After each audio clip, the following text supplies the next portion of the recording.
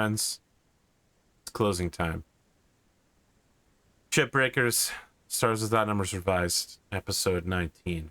The final episode of this, the first of 2 seasons. Join the crew of the LAS Golden Goose as they scrap and salvage their way across the Cress Wayside sector. I'm joined by our stellar sailors.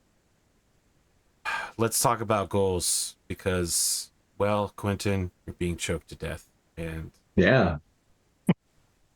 Quentin's current goal is certainly to survive the encounter in terms of his most shortest term goal.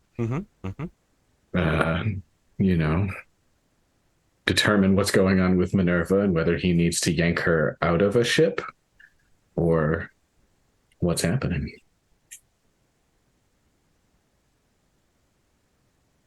Okay. What would you say your short-term goal is then? Survive, or survive is good enough for me if it's good enough for you, but it works for me. Yeah. Find out who this old man is. That's the other shortest term for sure. I just want you to say survive in the same manner as Robert Downey Jr. from Tropic Thunder. Survive! Survive! Yeah. I don't have the right headspace for that. That's right. Yeah. So I think Dunamis hasn't seen Tropic Thunder. He has no idea what we're talking about. Good. You should. It's a fun movie. I'll start that. Never mind. I really don't like Tom Cruise because he is really cracked. But Tropic Thunder, and he's not even close to a main character. Tropic Thunder is the best movie he has ever been in. I didn't even know he was in it. Yeah, he's definitely a side character, and it's fun. He's a side character. Yeah. He gets like 2 minutes of screen time, and he uses all of it. Yes. That's nice. He really draws on that I'm jumping on Oprah's couch energy for the role. That's true. All right, I'll start the downloading. All right, KainDamael, while I've got you backed into a corner here, what's your short-term goal? It will be to live up to the promise of the last message I sent to my family, which would be see them in about 2 months. Oh. I don't know, 2.5 months, 2 months, whatever the right time frame is. Sure. Return to your. You know, it's interesting. I try not to reveal too much behind the camera, because when I do, people are like, "Ooh, well, now I don't." Now that I know how it was done, I don't feel as good about it. I did release the spoiler video with the music.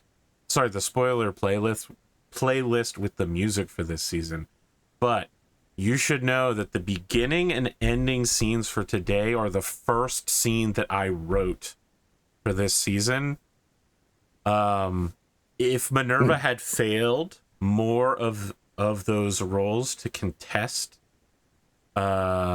control, I had written down that there was a strong possibility I'd be pulling Kain aside privately to tell him that MINERVA is now the evil MINERVA.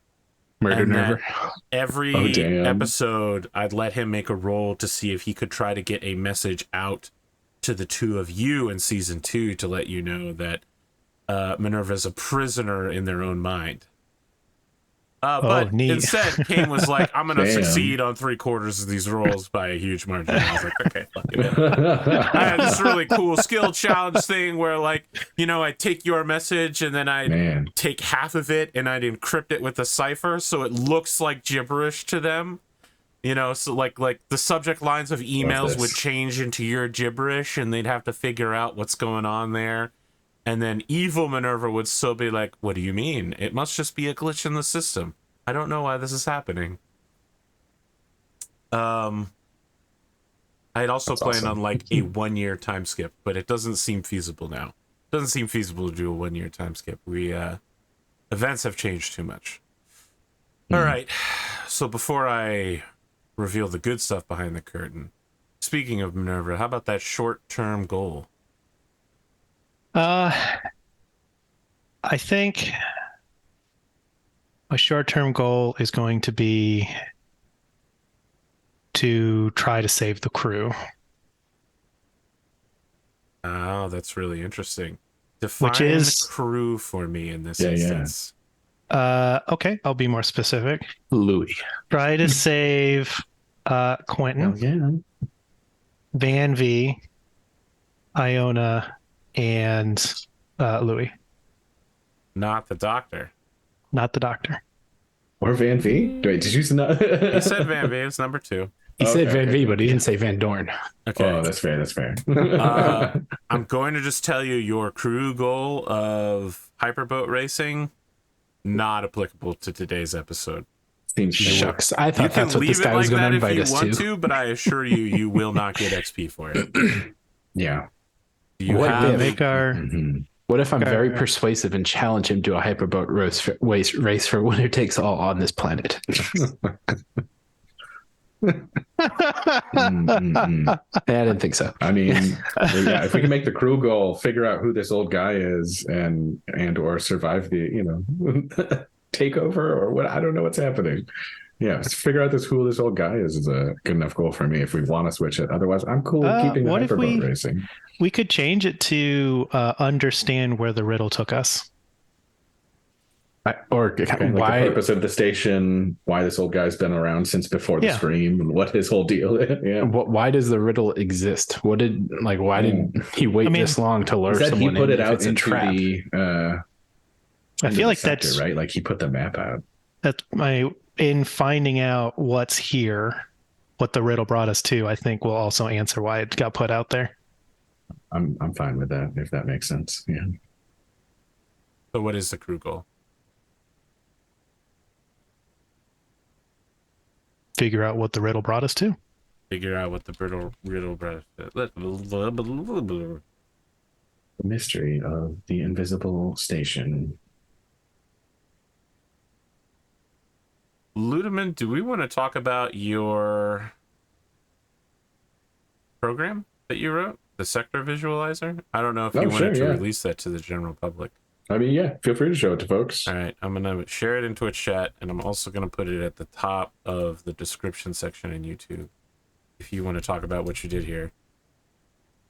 Oh, that was not correct. There's a sectors without number, right, out there that we use you can generate sectors and everything. I took the data from that, exported it, and made a little visualizer that you can see for Cress Wayside. It calculates jumps and has a little, like, if you double click the hex, you can see a little system visualization with the planets and like deep space research stations and things like that that are in the individual system itself. It was just a fun little toy that I spent some time making, and yeah, I noticed that it on won't some do animated SVG stuff. It won't do multiple levels though. It won't show me the asteroid belts and stations around planets. Yeah, exactly. I want a patch. Yeah, that's the next level. We got to drill down. Alpha prototype .1. Yep, I could orbits around the orbits for sure. I mean, let's talk to a graphics designer about this. I mean, this looks like you didn't put any money into it at all. None whatsoever.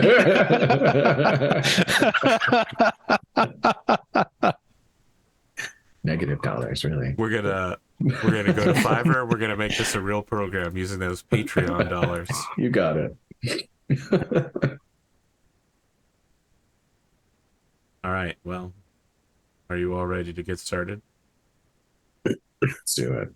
Let's rumble. We start with a Italian man. He's standing. He has like a loosened tie and like a kind of crumpled suit jacket over a nice dress shirt and like worn slacks. He pours himself a bourbon. In the background, we can see that his office looks out into a dusty desert that we kind of recognize as Omura 9, the space station of the pirates. As the camera wheels around, though, you can see that the other window of his office on the opposite side looks out into space. And the man walks forward to look at his own reflection coming off of the space window, kind of puts his hand on it, and we can see that it's cold enough that it starts to fog up around his hand. Someone enters the room from one of the side walls and says, "Boss, I brought what you asked for. Are you sure you want to do this? These are some real crazy bets." The man turns and sits down, crumpling into a overstuffed leather chair. Takes a sip of the bourbon and looks at the man who's walked in, and he says, "You've been looking for me for how many years, Sal? 2 years? Here's the thing you got to recognize. Randomness is essential to gambling. What we do here is we remove as much chance as possible. The house always wins. But how can you do that when you have things walking around, creatures capable of altering the fabric? You know, I never envied them. I didn't get any more mad at them as I did than any other hustler. Just because they could use their brains to see the future didn't mean that they were bad people. They just had an addiction. An addiction that needed to be fed, and they have to be treated the same way. And then one day, someone came to me with something that would let me work with these psionics, these people that can predict the future. I tested it a few times. I had to kill the people I tested it on to keep it secret, but in a way, I guess in their last moments, they precognitively saw it coming. Just enough to know how screwed they were. Takes another sip of bourbon.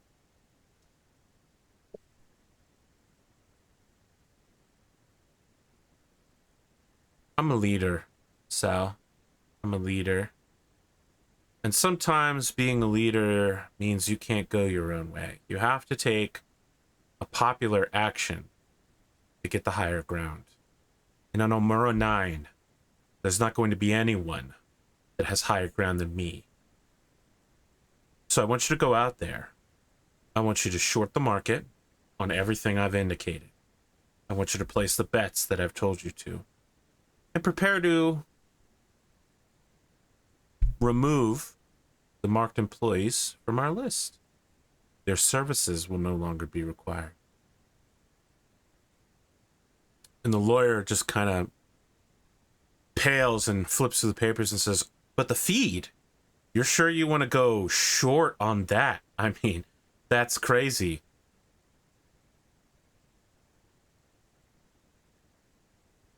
So,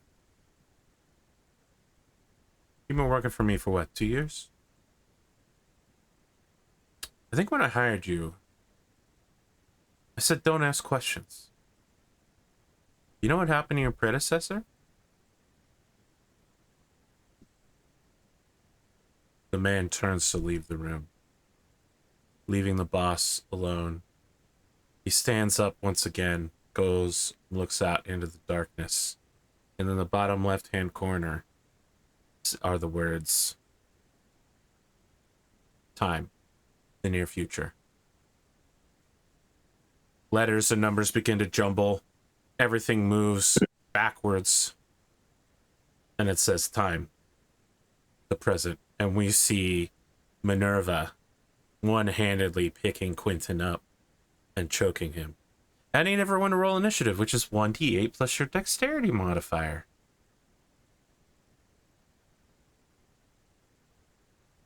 No pressure. So you should know. Other MINERVA goes first, and Ro goes last.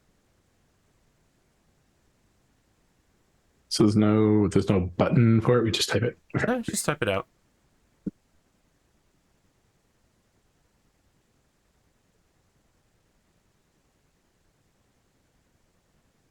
Let's see what we got here. 5 and 5. Man, I'm just so nervous. Oh, So Van-Vee will go before Quentin because of the modifier. I will not use my armature bonus. That's wise. Okay, so it is Murder Nerva, followed by Minerva, Van-Vee, Quentin, and Roe. His name only has one O in it. His name isn't Rue. Oh, Quentin. At least Minerva doesn't have the gun. So true. No So gun. true. Okay. Prescient. Very prescient. That was such an accidentally good move. Yeah. What would you Van-Vee say still has hits. your AC is? My AC, I guess the only question is, did I activate telekinetic armory already? No. I did not specifically announce it, so then that would put it at its regular. Where's that listed? It's right under your level. Under my level 10. Ugh. I have no armor other. 10, huh? Just cast shield. It's okay.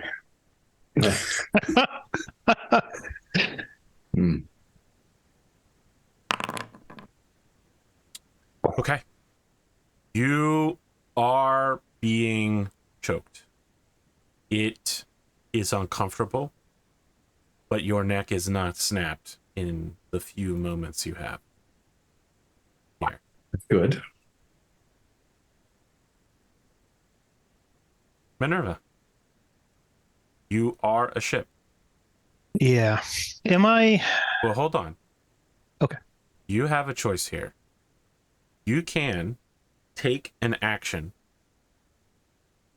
or you can take your entire turn trying to get whatever information you can out of the buffers of the other Minerva before its self-deletion protocols disappear behind it. This will be your only shot at looking into the mind of the thing that has essentially imprisoned you. But if you do that, you can't call anybody, you can't take any actions, the ship can't move. You are fully committed. Well, I will A real set up. Sophie's choice. What a dilemma I've presented to you. Brutal. Hmm.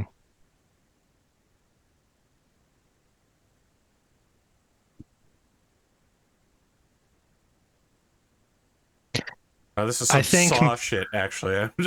Yeah. I think Minerva is going to remember the lessons with its father and is going to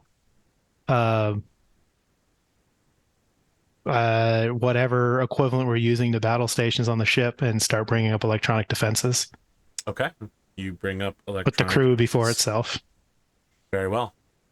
I want to imagine it's like the new Star Trek universe, like the whoop whoop, rather than the old Star Trek, like wah, wah. It's just like a double blip that gets everyone's attention.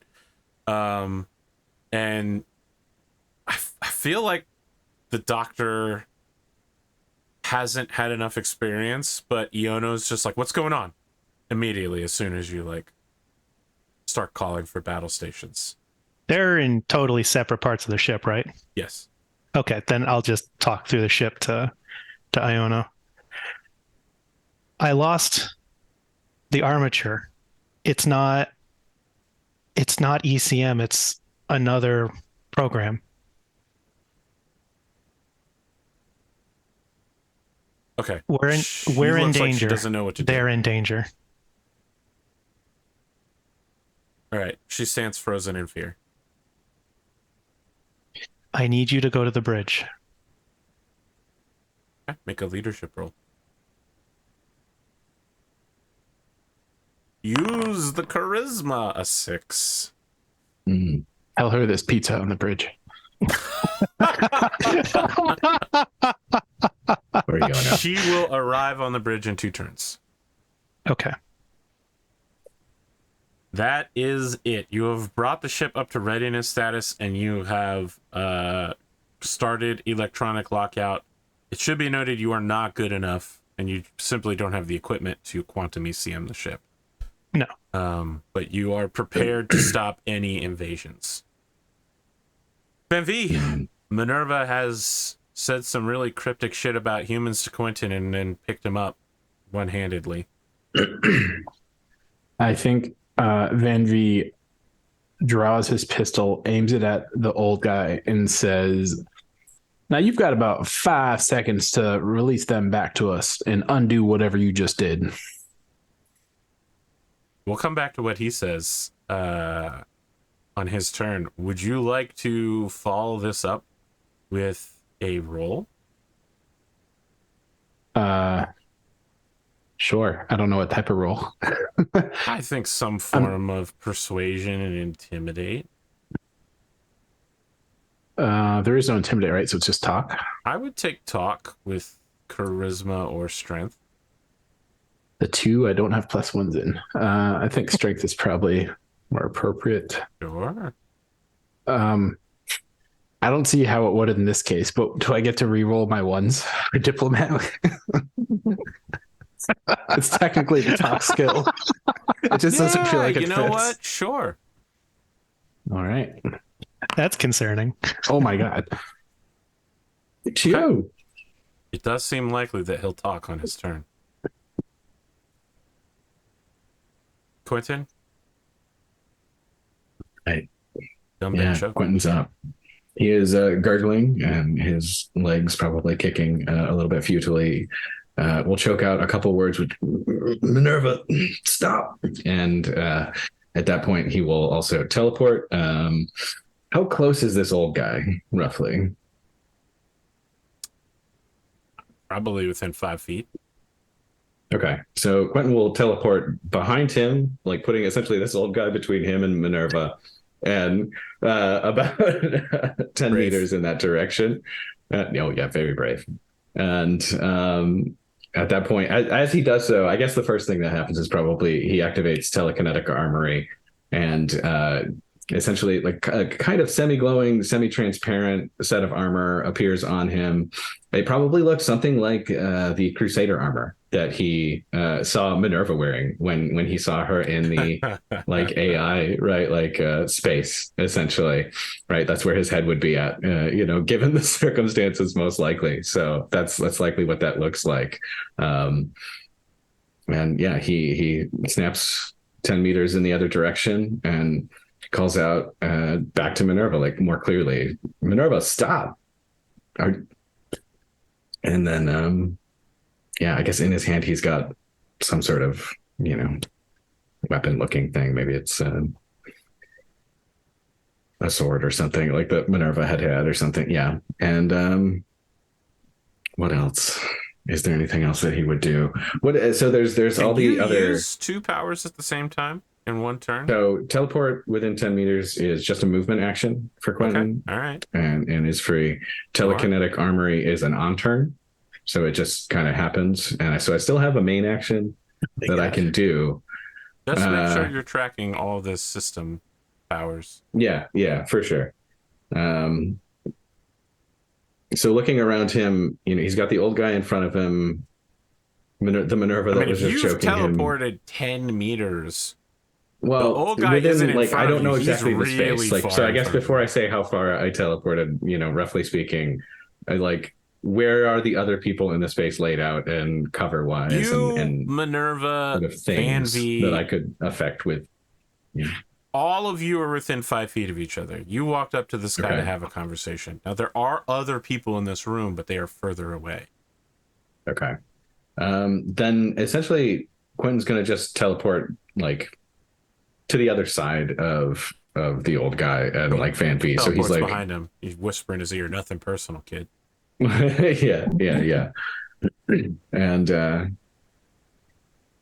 so there's nothing really I guess the other people in the area aren't moving and interact. I guess if there's anything that he can pull up with telekinesis as a barrier between them and the other people, that's what he would do. So as you teleport behind Ro, you have entered the ring part of the P. And you can see that there's a full workshop of like pre-tech equipment here. And you just pull a table and flip it in front of you to create chest-high walls. Perfect for a shooter. Now we just need chainsaw bayonets. On his turn, Ro goes, "Are you pointing a gun at me and not the person who's trying to kill your companion? It would seem that you're deeply mistaken to believe that I had anything to do with this, but if you shoot me, you ensure the doom of your entire species, you fool! Look out!" And then at the top of the round, so you are facing away from MINERVA because you have a gun on Ro. Other MINERVA just straight up tries to take your gun from you from behind. Well, that's not good. Interesting. So I'm gonna need you to make a oppose not strength. strength stab roll. Ooh, wait, stab. Can I do? What's the punchy one? Punch instead. Punch. I mean, it's a gun. Yeah. Okay. Yeah. Oh, sorry, that was wrong. I was like, fuck, I can't beat 17. I didn't even look I at still where got you a were. 10. I still got a 10. Oh boy. Oh. Yes. The two of you are fighting over the gun. MINERVA has wrapped herself around you from behind. You managed to briefly break free. The gun is just everywhere now. You're pointing it in random directions. It's definitely not what you want to have happen to you as a gunslinger.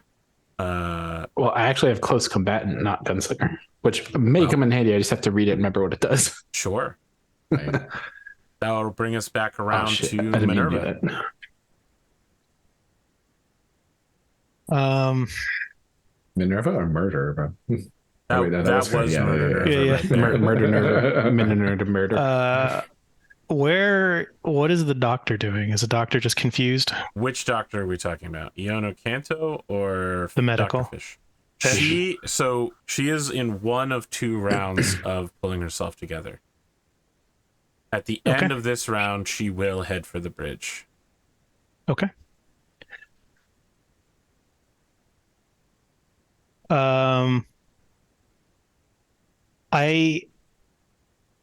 We're not wearing like you two aren't wearing like headset comm things, right? That's like out of the pocket type deals. They have So phones. I think I asked last time, right? Because we're so used to just communicating through you to everything. I think we have the equipment, You but have we phones, don't yes. use it often because you're just always I there. feel like we would have like, the equivalent of like a Bluetooth headset with the comp it's just pad type like of thing, right? Like Van-Vee has it, but it's not plugged in because he just talks to you instead. I appreciate Dudamus. Ludeman's trying to save it here, and Dudamus is like, no. Van-Vee doesn't have it. No way. Well, I guess the both of you, your ringers go off. Do do do do. Yeah, well, Quentin answers, or at least open lines it. I don't know. I assume we're in party chat, like we're on a sort of mission here. You're in guild chat, my friend. Well, because we're going through combat initiative, I won't say too much, but MINERVA will say, another program controls my body. And without any other information, that's how MINERVA That's enough plans to start this information for conversation. Quentin and Van-Vee to start acting differently. That's for sure. You're muted. Oh, you're muted. Correct, I am indeed muted. I believe that is your turn, Mr. Van-Vee. What would you like to do? I think now that I'm physically arguing, I suppose, with a gun with MINERVA, I certainly don't want to let the armature have the gun, but I'm also going to like try to just inflict. I feel like this is a terrible idea, but try to like punch her just to distract her and try to get the gun free. I'm not going to try to take any shots off when I don't know who it could shoot. Go ahead and make a punch roll. So it'll be 1d20 plus your attack bonus plus your punch plus your strength. So that is d20 plus 6. Do I? Yeah, I don't have any. I don't have punch as a loaded weapon. Got it.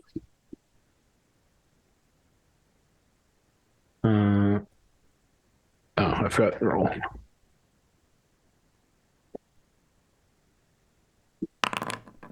Wow. Yep. I'll take that. Damn. Well, that'll beat Minerva's AC. You punch Power, other yeah. Minerva in the face repeatedly.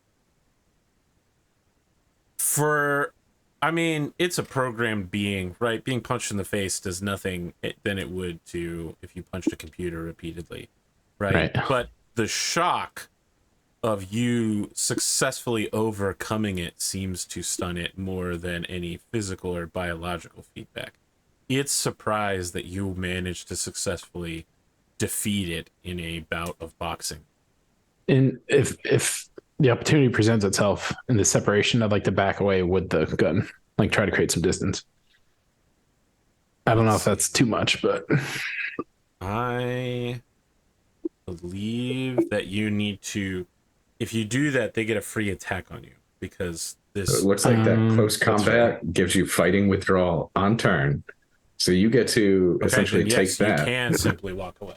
I guess I should read it closer because I literally read it and was like, I just avoid shock damage. That's good to know. Without that, you would have gotten a free attack against you when you walked away. But now you simply pull yourself away. Where are you going in this room? Punch, punch, punch. I'd like to see everyone. Well, not everyone, I guess, but I'd like to see the other three main folks in front of me. So you want to Quentin, start backing Ludemann. up to get everyone in front of you. Yes. Get behind the table with Quentin. There's a table? I think I missed that. Yeah, I yoinked the table in front of me. I guess that makes sense. Sure. I'll move towards where Quentin is. Very well. Quentin, that makes it your turn. All right. Quentin's going to say out loud, that's not Minerva. She's been hacked. And take a shot, I guess, with his telekinetic weapon. The sword, he brings it down and it kind of changes into some sort of rifle-looking thing. And he takes that shot. For some reason, I want to just imagine it's like a flintlock rifle for no apparent reason. Yeah, okay. I can see it. I mean, you took on the armor, right? Like, do you just make it a psychic crossbow? Okay, sure. Fit the theme you're doing? Well, I mean, Quentin carries a revolver, technically, from the Texas theme of the hometown. Maybe it turns into that. Very well. He's a revolver that shoots right bolts. now. Show me. So, let's see. Make sure I remember how this works. Dexterity plus your weapon. Yeah. So for attack telekinetic bonus. armory, I get to use wisdom. Okay. I think I entered all the values correctly. That will hit. It deals a lot of damage. Jesus.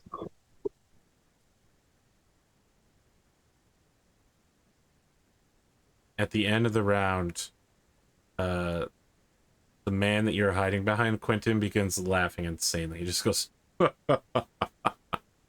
so entertaining inviting you here and then having you fall apart in front of my face. Oh, you don't even know what you're fighting over, do you?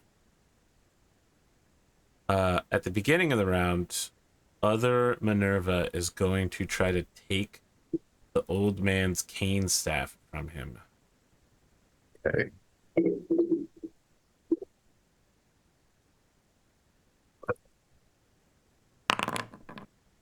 Okay. She fails to do so.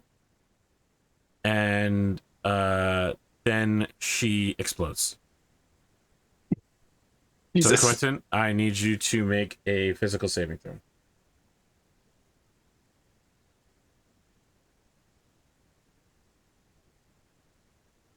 Okay.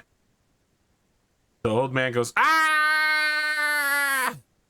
As he gets hit with a bunch of fleshy shrapnel from the Minerva chassis exploding removing any evidence of it being mechanical inside, and only like the outer membranous skin is left, which has sprayed in every direction bloodily.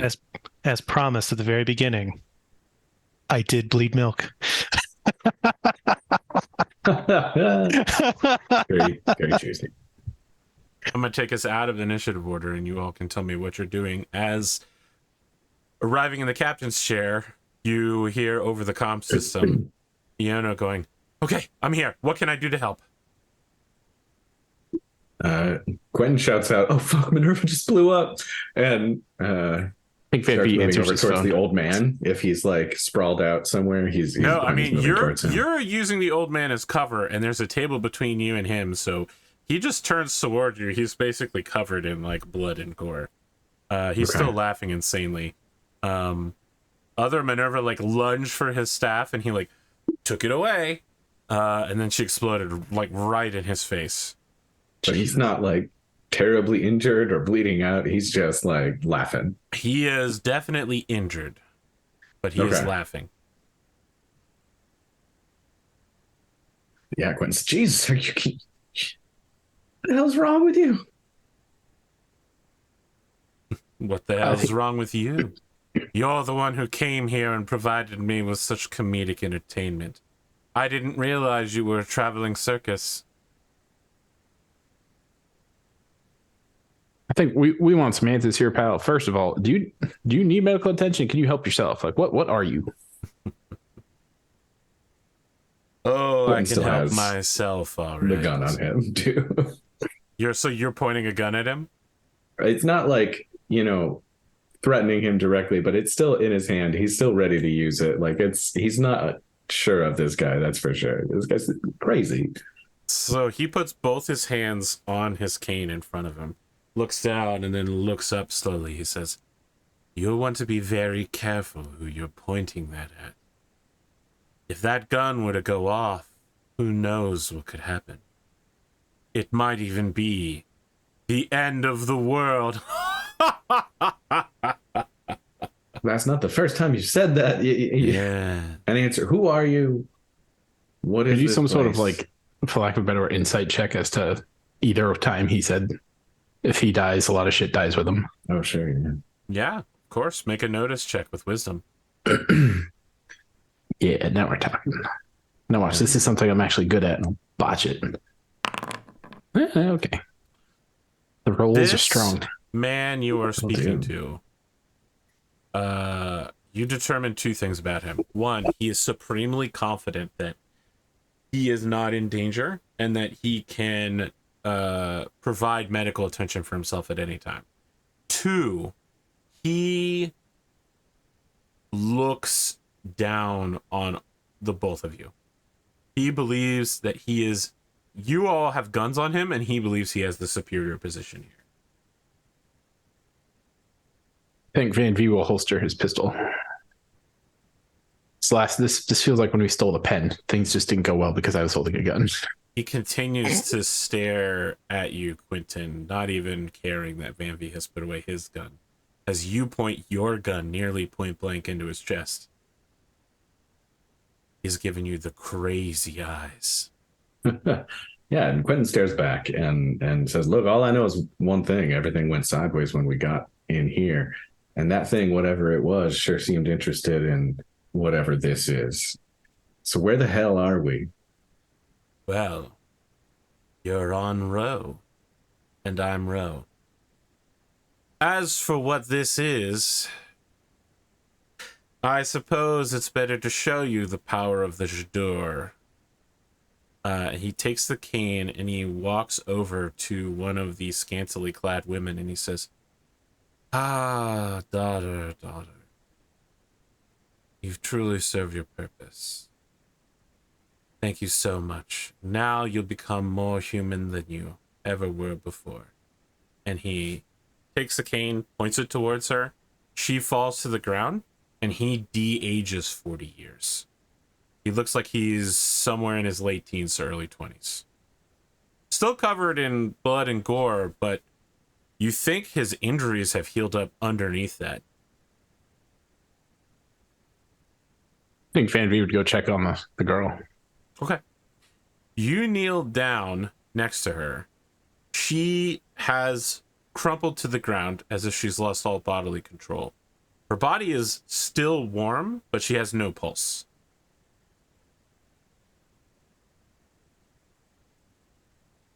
She also has no reaction to anything you do. Like, you know, if you like shake her, you are literally shaking a ragdoll. Is that your demonstration?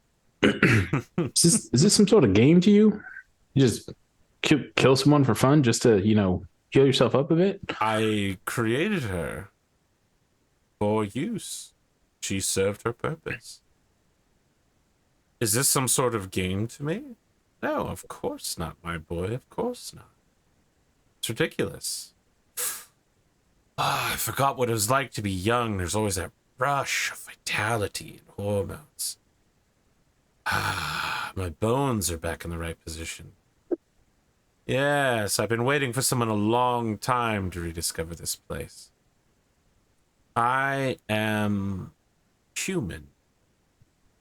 You look at me like I'm a monster, but I'm human.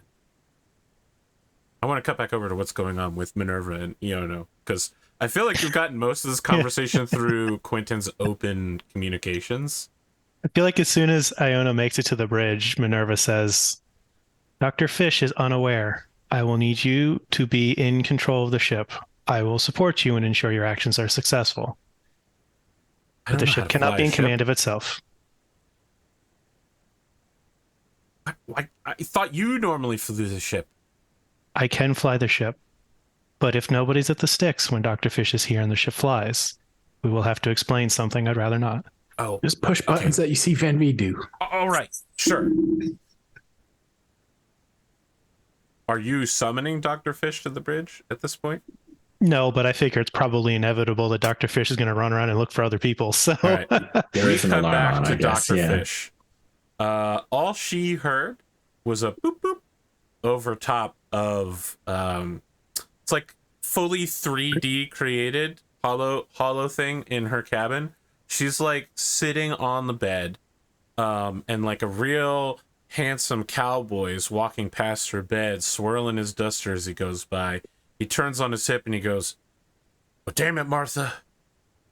You're always trying to bring people medicine. But the one person you're not taking care of is yourself. And I can't be around you when you're like this." And then like the camera shifts and we can see that a very handsome woman wearing like a blue bonnet and period clothing of like doctoral scrubs is like, "Call, you're the one getting emotional here. God damn it, don't be such a man baby about it. I'm not just a woman. I'm a frontiersman. I'm a pioneer. And I'm a doctor, God damn it. And I will not lose any of those professions just because you're getting emotional. Now suck it up and pull it together, or we're through." And then we hear a voice say, "With this season finale, everything you know will change." Season 6 finale of Frontier Pioneer Woman. So she's just watching the 6th season of Frontier Pioneer Woman in her cabin. She, you know, there was a double beep. No one called her and was like, "Hey, that double beep means we're under attack," or anything. Oh my God. What's Louis It's her doing? first time on a ship. She has no idea what any of these noises mean. that's true. That's so funny. What's Louis doing? I mean, I don't know that Louis has the capacity to understand what red alert means. Right. Yeah.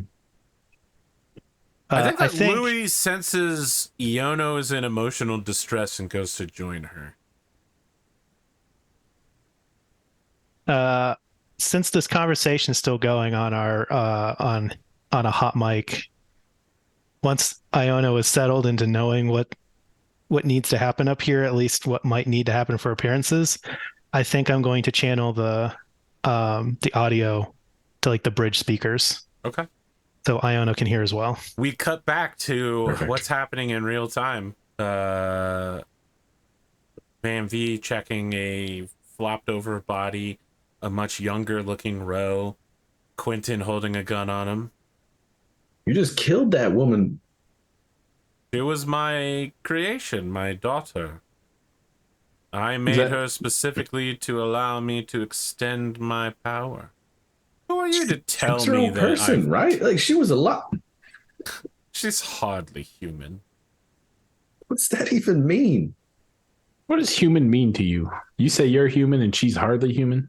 What's your definition? If you hadn't gotten such a high notice earlier, I wasn't going to mention it, but he turns towards you and gives you a cruel smile. And you, Van-Vee, pick up the fact that this guy has said he loves humans, that he is human, and you're starting to come to a realization that he doesn't think that you are human.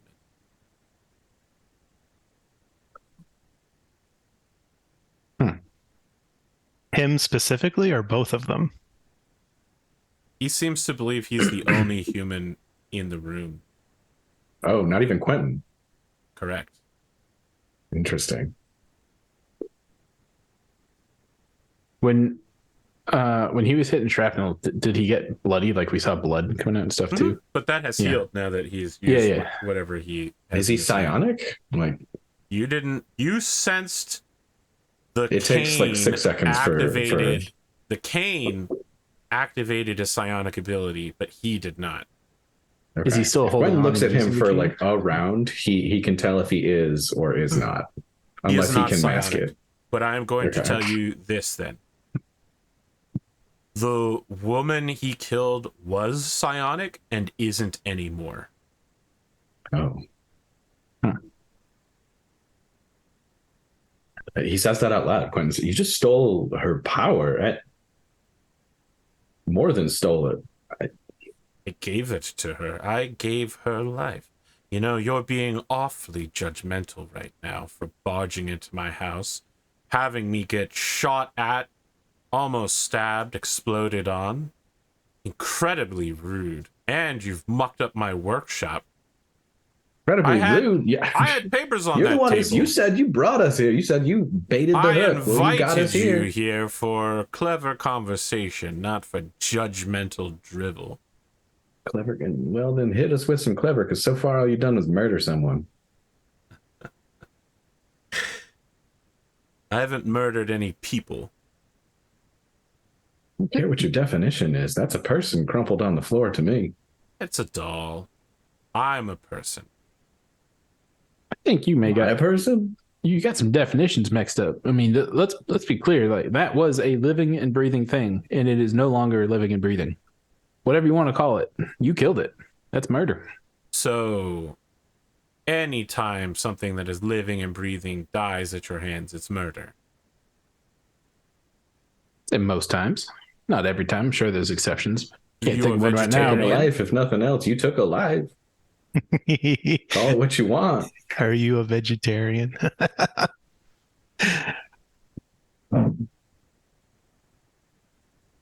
He begins walking in like a half circle between the two of you, and he turns and jabs his cane towards each of you every once in a while. It doesn't feel like a threat, but you've already seen what this thing can do. It's a threat. And he says, you and you. Your judgmental moralism. You sound like the mandate. I thought that only exceedingly clever individuals would be able to follow my clues here.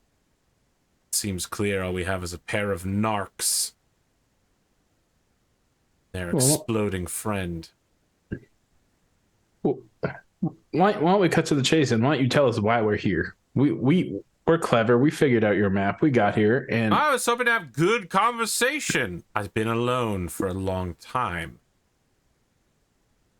That's it. Come on, there's a planet full of people down there. People? More like sheep. I can count the number of people in this sector on my hand. Yeah, name 2. Context?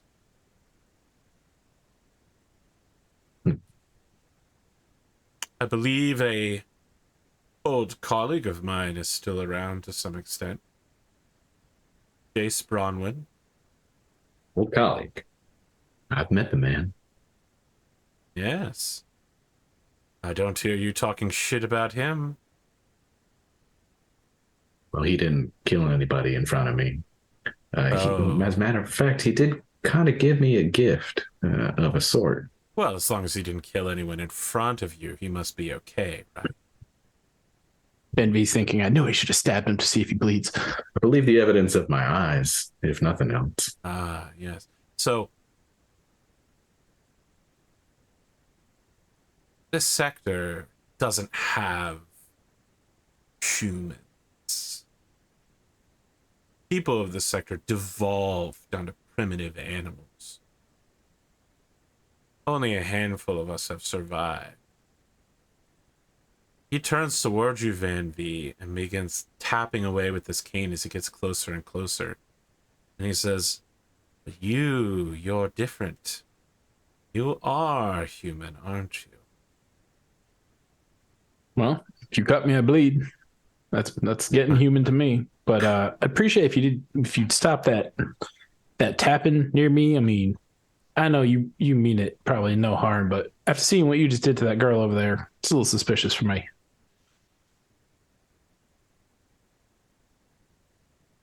You have the link? What you know You're about a the link? clone. Yes, I see now.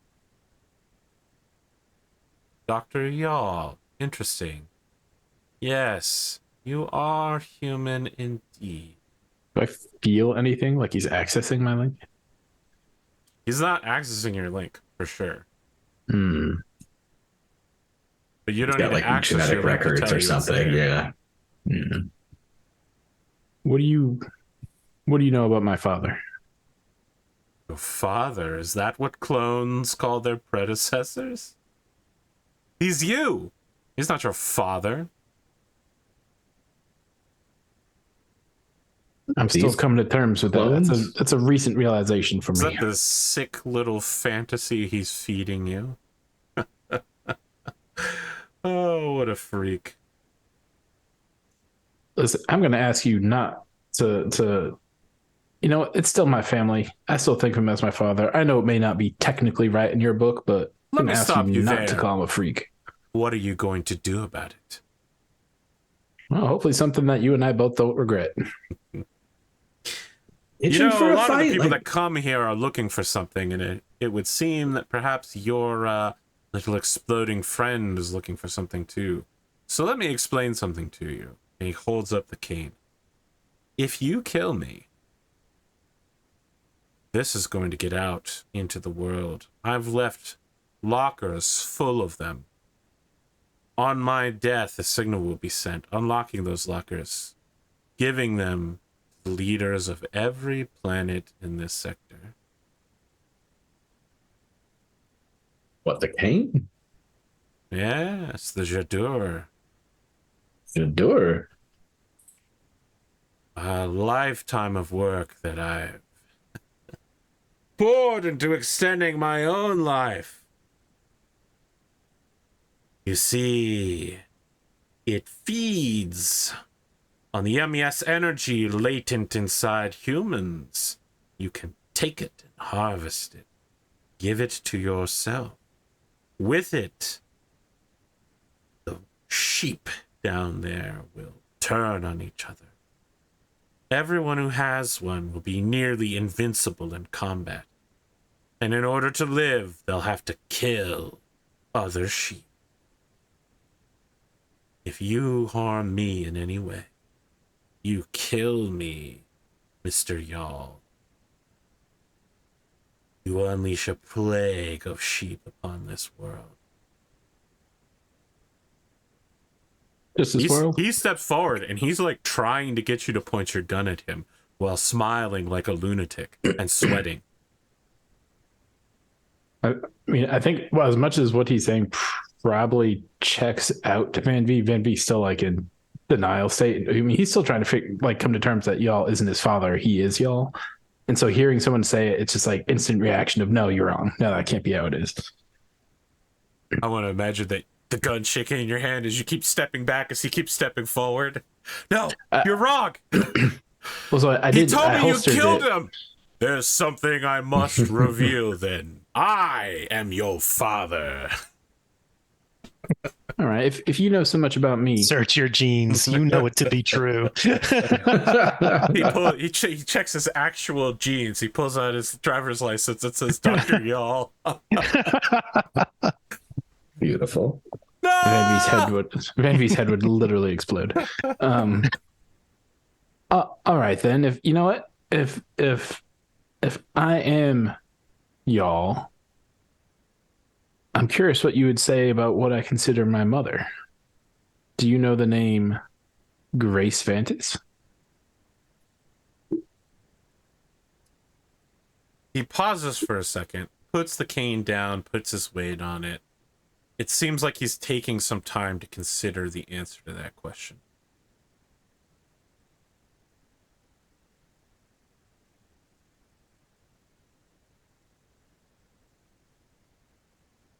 Is there anything anyone wants to do before he speaks again?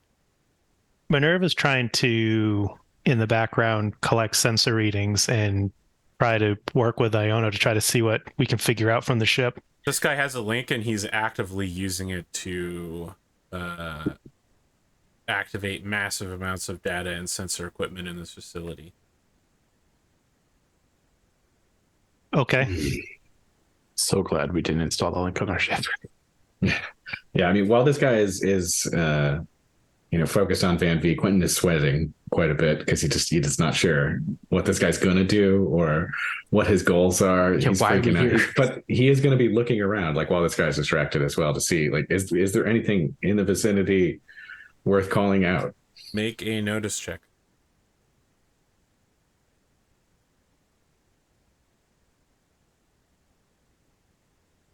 Intelligence or wisdom or Wisdom.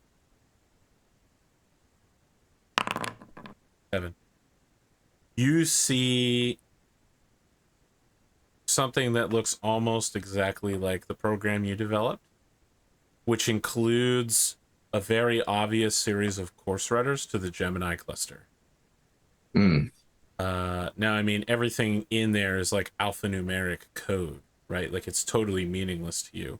But if you could download that code and get it to someone capable of plotting courses, you would have a set path to the Gemini cluster. So, just looking around his workshop, one of his hobbies must be stellar cartography, and he has what you need in order to find the Gemini cluster.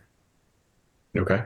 I think over the earpieces, Minerva will say, somebody on the station is utilizing a link system. And Quentin will say that out loud for Van-Vee's benefit if Van-Vee Still no earpiece. Yeah. Quentin will say, he's got a link, Van-Vee. Of course. It's what makes someone a human. That's what it takes for you? What, just being able to talk to a computer directly? No. Humans were born in a different era, a superior era of culture and civilization. People of this age are savage primitives, using their hands to wipe their asses. As you sat up here in your little, ivory tower, surviving the last 600 years, watching people scrap for nothing. How the hell did you do it? Why didn't you help? How do you think people got to the pinnacle that you started at? Like, they had to scrap in the dirt just like everybody else to get there. Why What would I shame is bother it helping getting them? there again? Why? Why not? How could you not? It's a waste of my time and resources. What the hell did you do? This? I developed the Jador. Made some pets? Developed the Jador? This was the culmination of... What a waste. The culmination of all human science? This The is it ability to live forever? Can I try to interact with the walking stick, the Jador, with my link? Yes. I don't like your smirk. Make a programming check. Love that. Programming. Oh, but I purposely dumped that for MINERVA to do it all. Well, Just think, if there was a link system on the Golden Goose, you could try to have MINERVA help you. You attempt to seize control of the link, and he has turned to talk to Quentin. He does, he turns his neck sideways to make it clear that he knows that you just tried to access it, and he smiles. But continues talking and bantering with Quentin.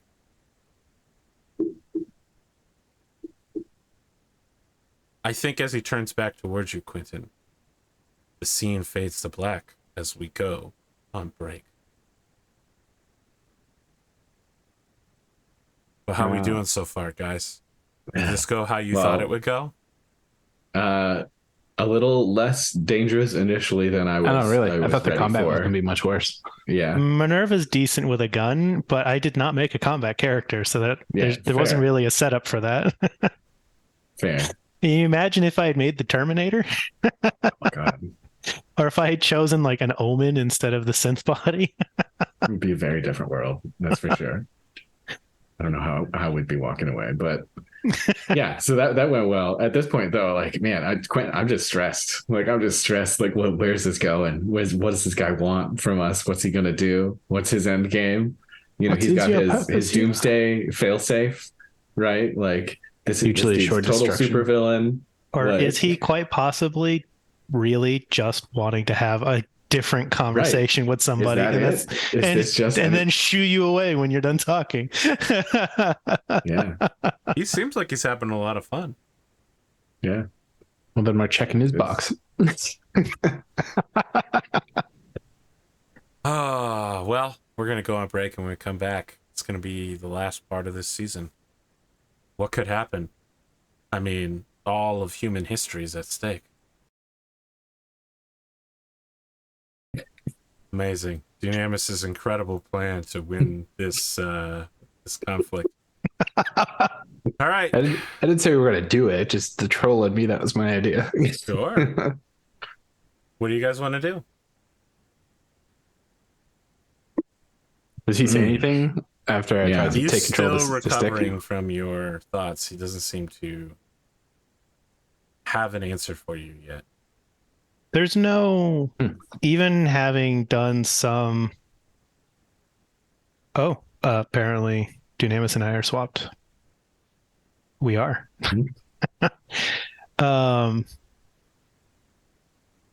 Even having done a little bit of study on the link we pulled off the PSYOP ship, I take it I have no way to intercept or interpret any of the data being transmitted to the link. Yeah, I mean, it's encrypted, so.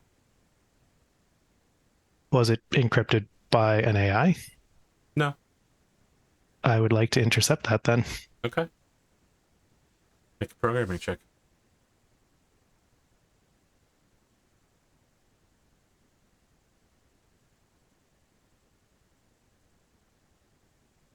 Yeah, I did the simulation reroll. Okay, let's see.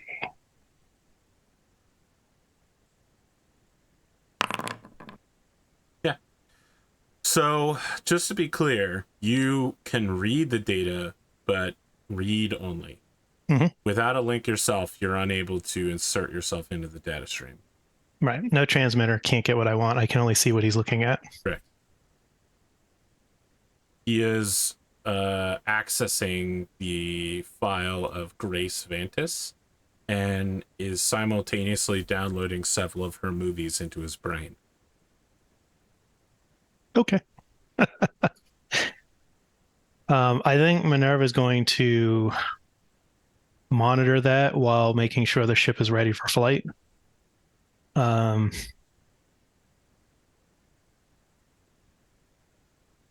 Quentin's going to say out loud I am using split focus. Do I detect any discernible weapons platforms here?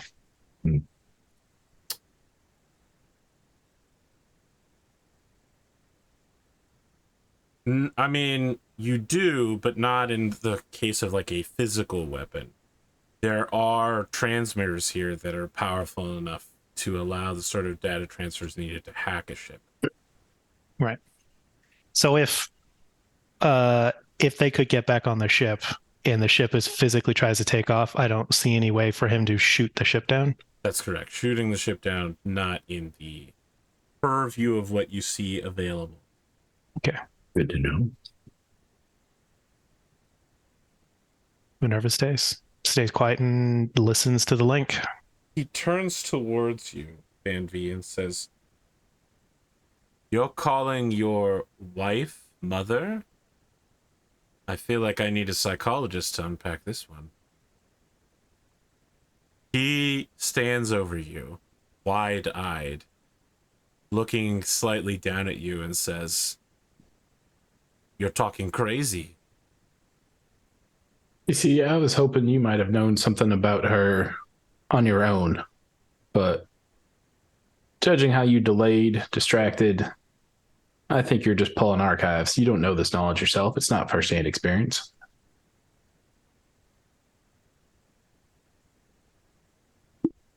What about the dust? What about dust? What do you know about it? Well, given that you're asking that question, probably a fair bit more than you. I am human, after all. I was there. I was there 600 years ago when they forged the dust out of star matter. Trivial annoyance, nanoscopic particles to police humanity. Controlled by 9 untethered, unbraked AI at the heart of Mandate Society. The What? fucking hypocrisy. All the Doesn't talk make of sense. malware and madness. And they were using it all along to their own benefit. Stagnating human evolution, society, and culture. Anyone who spoke out or acted against the norms of their planet in any way were suppressed by the dust. The dust would summon police forces to their location. Oh, you wouldn't understand. It's a different time back then. You wanted to advance, if you wanted to make a difference, you had to be willing to take measures into your own hands. You had to be willing to do something about the dust. Till you came here, my facility was dust-free, but given that there are no unbraked AI present, suppose I shouldn't worry about your little friend here being some sort of beacon for those pests. The perimeter agency always flitting around like cockroaches. You never can quite stamp them out. You know, we're a little familiar with them. Oh, are you? Well, I suppose from your point of view, you think you're the good guys for opposing the perimeter agency. You know, I try to make the best decision I can when it's in front of me. That's my main goal. You might be playing for my team more than you think. What team We have is a that? shared enemy.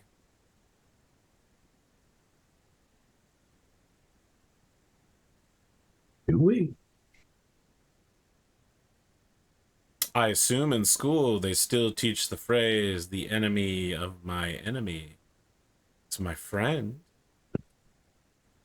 Don't you like ancient human wisdom? Oh my god, when you say, do you have friends? He starts laughing. He says, fair point. Fair point.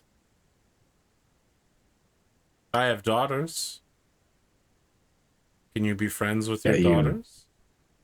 Not when you can. Not after your performance back there. No. Suppose not. I'm trying to figure out if you're so down on what we consider humanity now, and you're so high and mighty above all of us, what is your purpose now? What is it you do? Why are you still around if you're just hiding here? What's your goal? I need diversions from time to time while I'm working on the next big thing. And what might that be?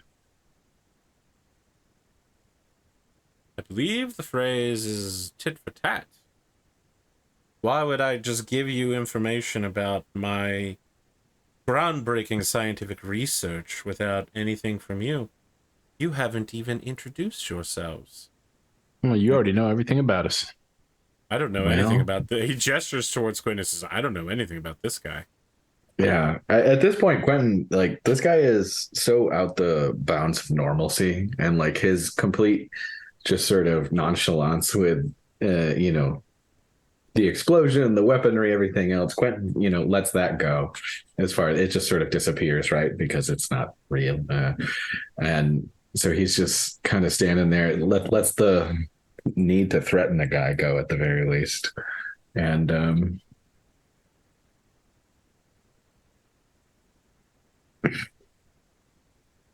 it's kind of puts his hand out, slowly, hesitant.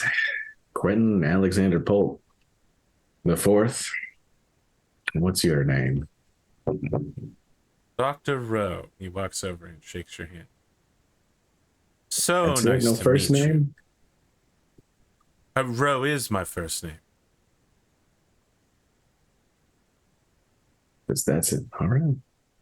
Infamous. It's like Cher. So on the ship, did we wind up? We had a bunch of like the paper records that were from the Edith Skinner. Is that something that I know Iono had started going through? You know, would that be something that we could like Rowe is not look up and find this guy's name? Okay, we didn't find anything. Yeah. Right. Okay. Cool.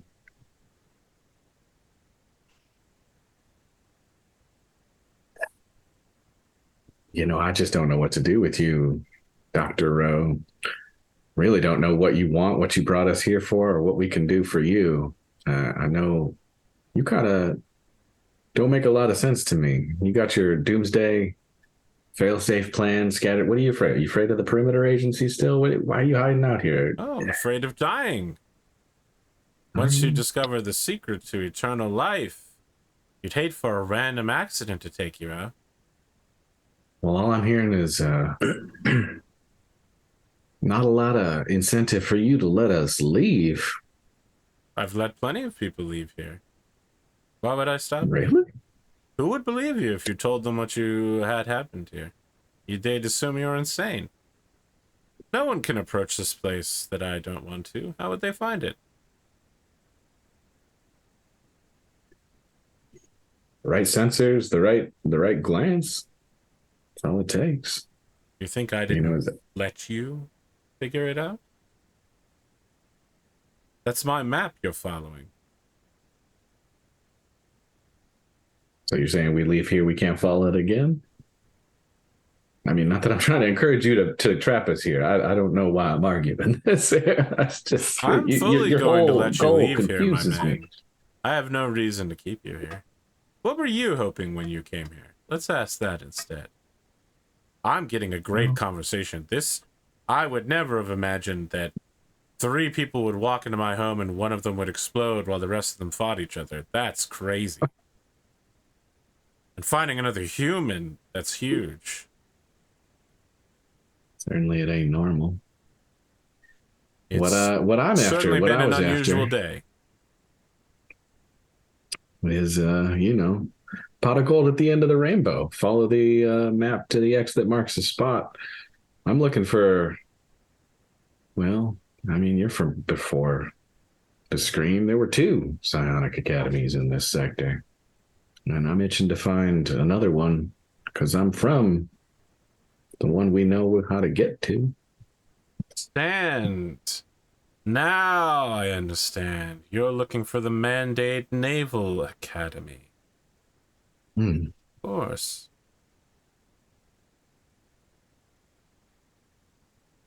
Yeah, I guess that's Have what your I'm ship looking open for. a data terminal. Has I'll Minerva send the do that, maps or- over. Just like that. Just for the price of a conversation. Well, Last time I was in the area, I received a transmission that you might be interested in. Libera mea domine.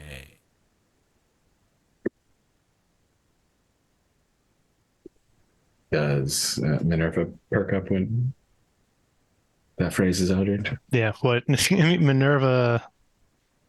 Yeah, what does that mean to Minerva, or at least what does it translate to? Unfortunately, you only speak Greek, not Latin, I believe. Well, I stole Greek, but I should know Latin. You know some Latin, which is why I'll let you roll to get this. Okay. What am I rolling? I'd say it's probably a intelligence work. Okay. As a diplomat, I can learn any language if I hear it enough. I'm afraid 3 words is not going to give you the key that you need. Libera mea domine means save me, O Lord. Specifically referring to the Lord Jesus Christ.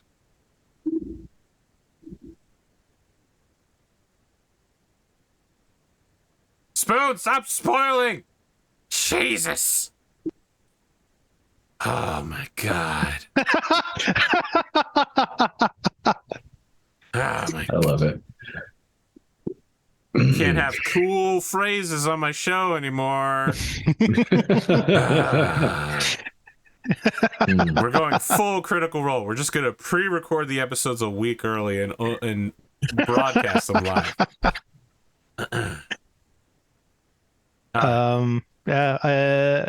So it's not a phrase that appears anywhere in the Bible, but it is made up of several words that you've seen in a Bible before.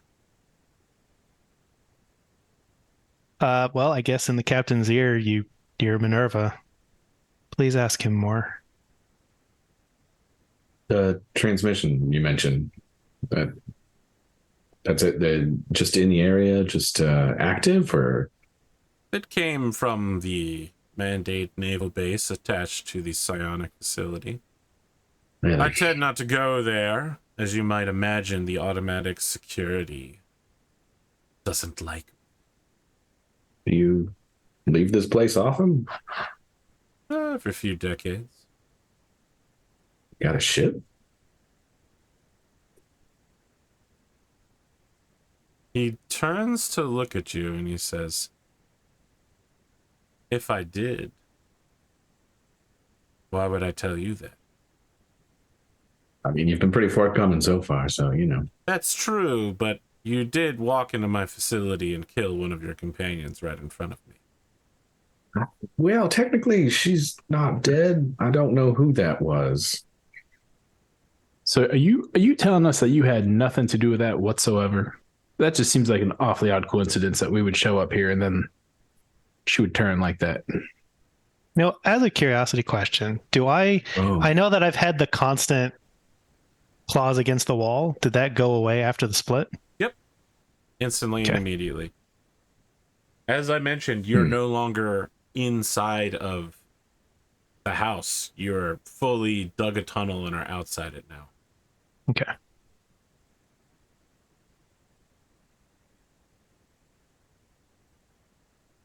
Now, Captain. The house is inside you. Unfortunately, the house also deleted itself on the way out. Yeah. Captain, I would like to find the signal. Do you want me to allow a download? Yeah, please do. I mean, if that's right where 2 birds, 1 stone. That's my target. That sounds like that's your new target. Yeah, I'll set up a space for the data to go to protect the rest of the systems until I can scan it. Okay.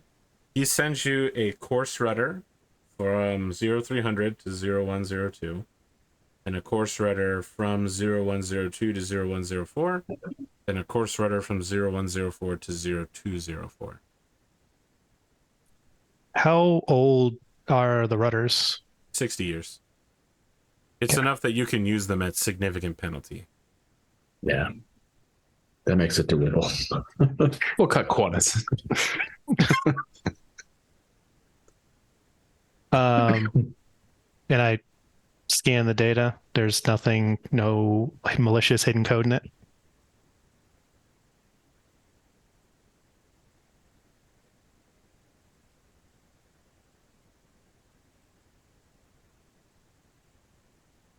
I mean, it's pure data. There's no malicious hidden code. It's literally just star charts.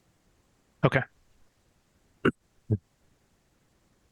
Captain, I've received the rudders in only the rudders. Now, it should be noted, he did not send you rudders to come back.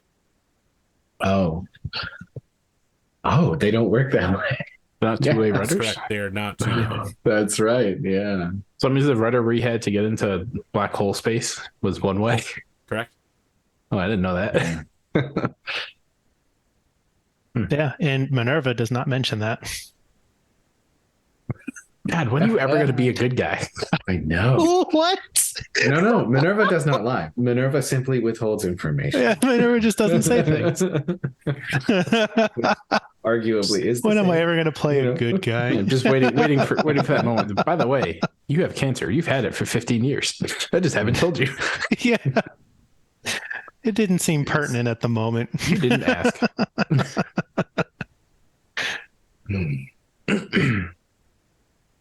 So that's all you got on your agenda. Just a little bit of conversation. What else? What do you need? What do you This is enough. Well, as long as you're asking, you could bring me a true AI. I could really get some calculations out of the way I've been working on for a while. Captain, ask him right on how cue. long his project would be. Oh, how long would this project be? Oh, I mean, depends on how powerful the AI and its processors are. Years, probably. That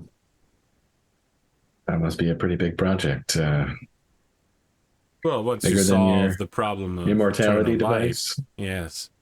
The next project has to be sufficiently bigger to earn you a larger place in history. Well, shoot, man. Ain't nobody even know you're here. Don't know that you've got Nobody? any place in any way. I guess that's fair. Yeah, The folks who matter to you, huh? we have an agreement that is to span the life of you and Van-Vee. You can tell him that once that obligation is complete, if I have no further obligations, if this place does not move, I might come back. Really want me to bet? You sure? It's not a promise and it's not a guarantee. I don't know how long you will live, and I don't know what obligations I will accrue in that time. But it's a possibility. All right. This is a person who I feel is in a unique situation for me. No Dangle the guarantees, carrots. And but at the Quentin very does. least, I would be willing to come back and speak with him. Quentin does relay to him. What does he say? Well,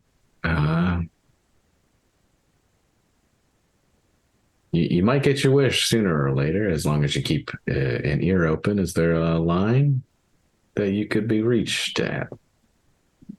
If you come back to this system, I'll think about it. Opening communications. All right. Noted.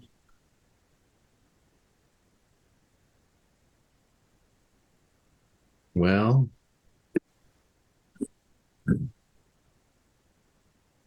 you're a deeply disconcerting individual, I'll be honest. Don't know that I want to spend a whole lot of time just hanging out. Got a guided tour you want to take us on? Otherwise, maybe we hit the road. No, please feel free to leave. Why would I do anything to my guests? I think Do you have reasons. Do you have anything that perhaps you'd be willing to part with that could help me train my link? Anything that could help me try to use it more? Honestly, I didn't even know I had it until recently, and it's I don't realize its full potential. It's clear you do. And I've very rarely run into anything where I even know how to use it or what to use it on. As you said, tit for tat. So perhaps was something we could do for you in exchange. I think I have just the thing for you. All right. So he says, wait here. I will have to go get it in the workshop. And begins walking deeper into the circular workshop. Actually, it's toroidal. It's donut-shaped. But you can hear him, like, knocking things over and going, nope. Where did I leave that thing?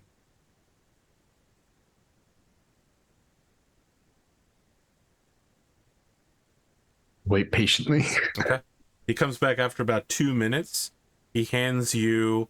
It looks like if you took a xylophone that had different colors for each of the bars and then scrunched it together. And at the... So like one of those... Yeah, at the bottom it says, for kindergartners. I think Van-Vee would do his best to keep a straight face, knowing that this is pretty serious to this guy. He hands it over to you and says, it's programmed to help you understand the link. Normally, it's for very young children. To help them understand how the link can interact with physical objects. It'll teach you how to use it. Well, I appreciate that, because you're right. I don't even know what I can interact with and what I can't. Heck, I just figured I'd try on your shit because you said it was how you interacted with it. So dead giveaway was something to try with.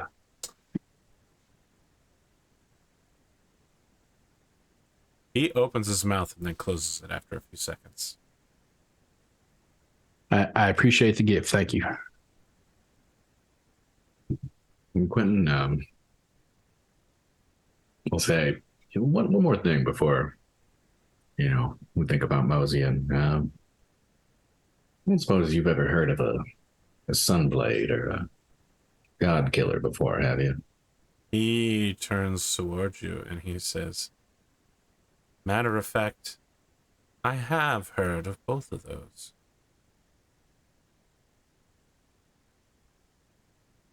I'm afraid you're a little old to use a Sanus, Captain. Heard that word before as well. It's real, a Sanus. Yeah, it's very real. You don't know what it is? I don't. I've heard the word, seen posters. Look fictional. Standard arcane neural interface specification. A Sanus device. It allows... How should I say this? There are some psionics whose powers are limited to only one discipline, and quite weakly at that.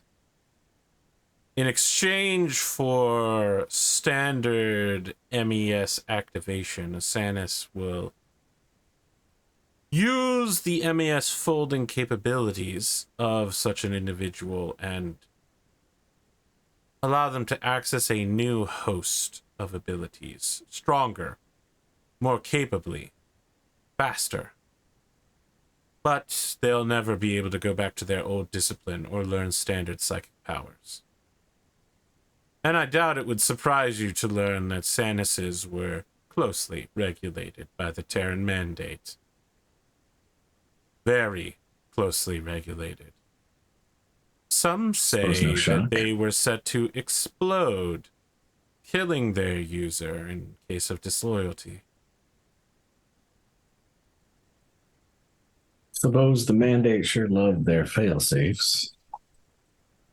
I've heard of the Sanis and the Codex of the Black Sun. We heard of it, huh? Are you saying they're real? Do you have any evidence? Is he accessing anything during this conversation? He is not. This is all coming from his personal memories. Yeah, I have a little bit of potential firsthand evidence, depending on how you look at it. You said you know what a sunblade is, though. Is that the Sanis power?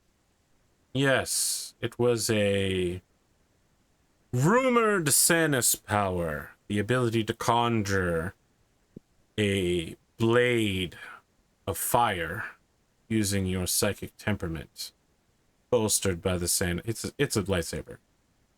You can summon a lightsaber. I'm telling you that out of That's character. pretty sick. He's describing a lightsaber to you. Right. Some blades are known as sunblades because they can summon a sun blade. Makes sense.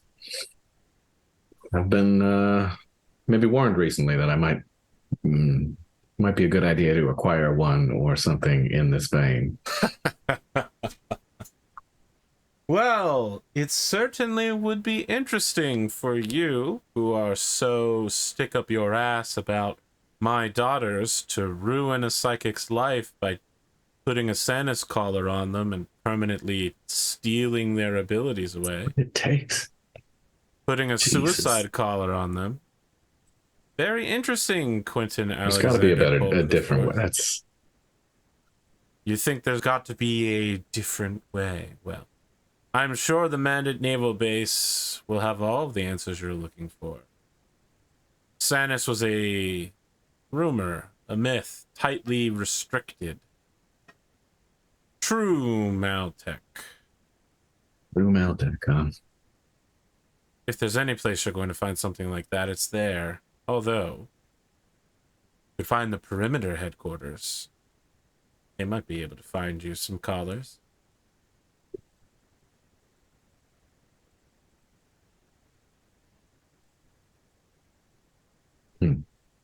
Well, that's an interesting option. I don't think I'm ready for that conversation, but I'll keep it in mind.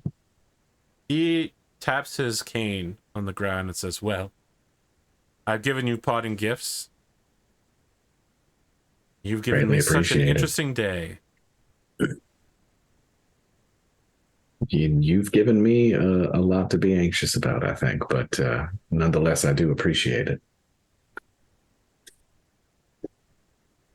Goodbye, Captain. Goodbye. Best of luck to you. Y'all the human. You're welcome back here anytime. Goodbye, Dr. Rowe. Human? He smiles and nods. He goes and picks up the table that Quentin has knocked over and begins shuffling it back into the laboratory where it was, picking up his papers and beakers and putting them back.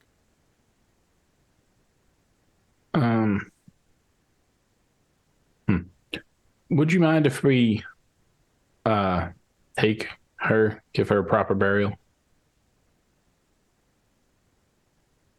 He looks around trying to figure out what you're referring to, and then he finally looks down at the dead body and goes, oh, my daughter, yes, sure, whatever.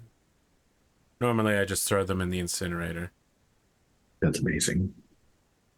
Not that part, but I good choice, Van-Vee. I think Van-Vee's gonna, hoist her fireman carrier up.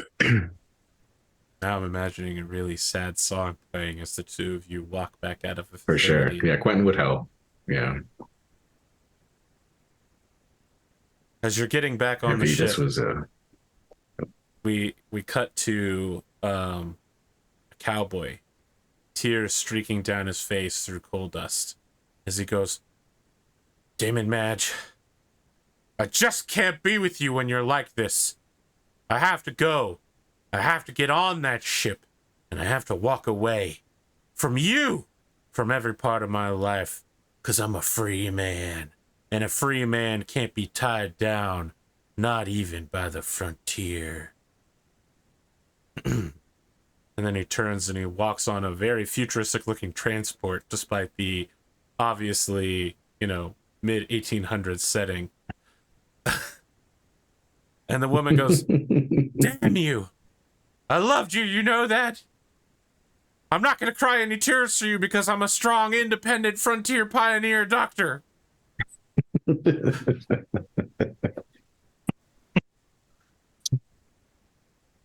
And we see Dr. Fish, just tears streaking down her face as she's watching.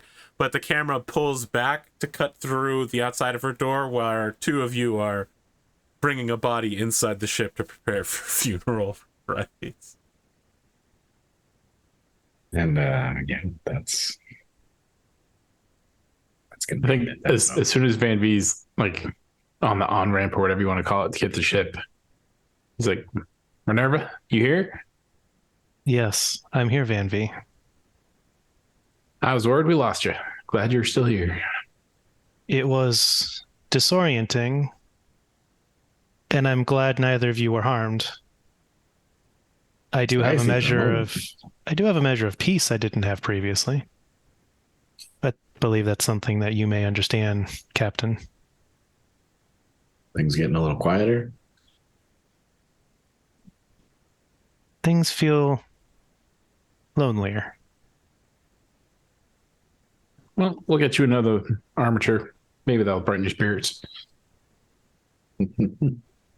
That doesn't get a response from Minerva.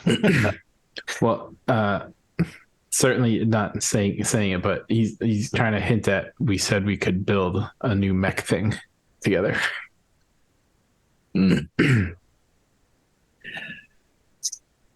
gonna turn to Van-Vee and just say, "Let's get her, put somewhere." Yeah, you're right. right. To the med bay, and he pages Dr. Fish on the way and says, "Dr. Fish, can you come up here? I'd like you to do an autopsy." Okay. What a page. Yeah, just out of nowhere. Wait, what?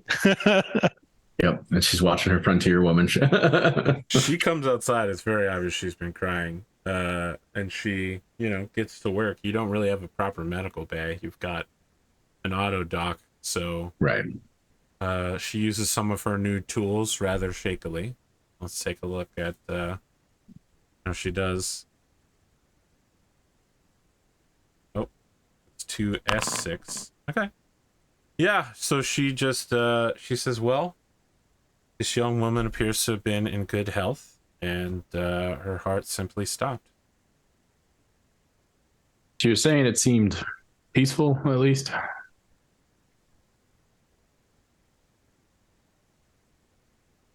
I mean, I can't read what happens to a person's brain in the moment that they die, but it looked rather sudden. There's nothing here to indicate that she would... this sort of thing happens, of course, but... Yes. Yeah, just... I don't know. I guess just looking for some comfort that wasn't a violent end or long fought out. It just kind of ended. But I understand if you can't tell that. I appreciate you looking into it.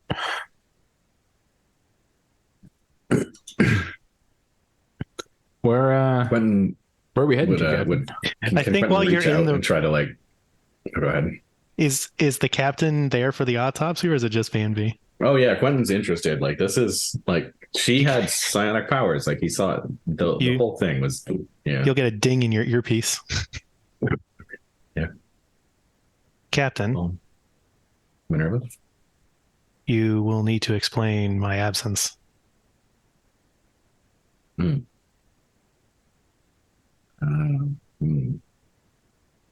boy. Minerva was turned into this woman and died.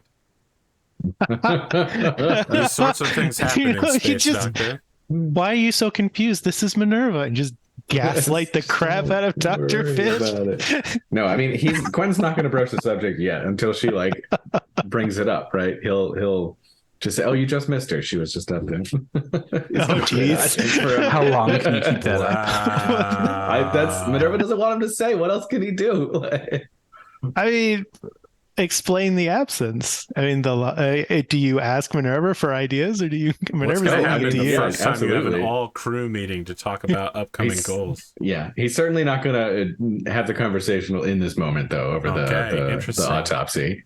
Not at least not this second. We left Minerva for behind. sure. We'll come get her later. Perhaps the simplest explanation, Captain, is to say that I died.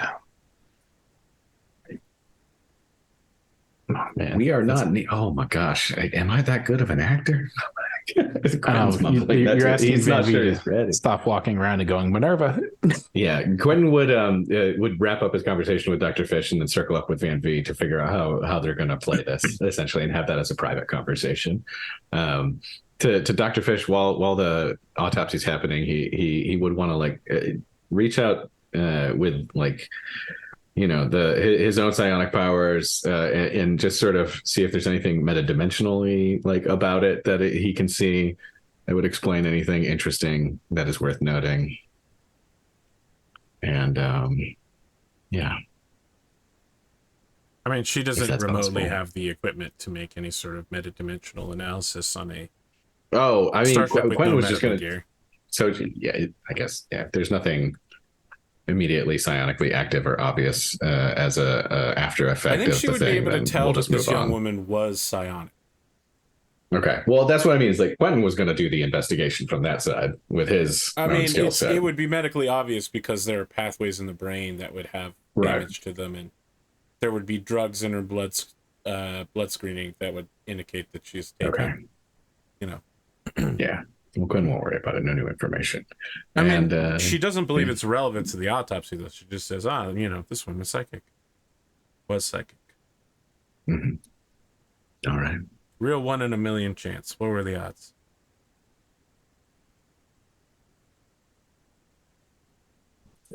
Yeah, that's all the info. He was just looking for more information. Okay.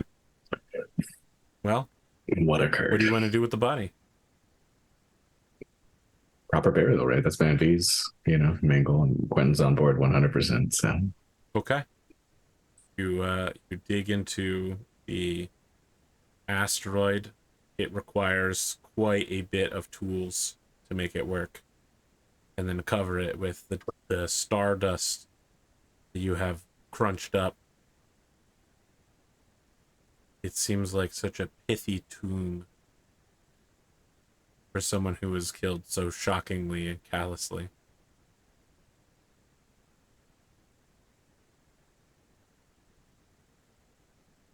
What do you want to do next? Do we want to have the conversation where you guys try to explain away Minerva, or the Quentin one where Van-Vee sees the rudders Minerva and figure out what we're going to say to Dr. Fish about it? I guess Iono could be included on that because she knows. Have that conversation. So Van-Vee, how the hell are we going to play? I don't know if I'm a good enough actor to Dr. Fish would expect us to be pretty sad if Minerva's dead. Shoot, I don't know. Part of me just thinks it's easier to say we Minerva staying here for a bit. I don't know, because you're right. I feel like no matter what we say, Dr. Fish is bright. She's going to catch on. She's going to. Heck, I walk around just talking to Minerva, looking up all the time. I'm amazed she doesn't know she's an AI yet.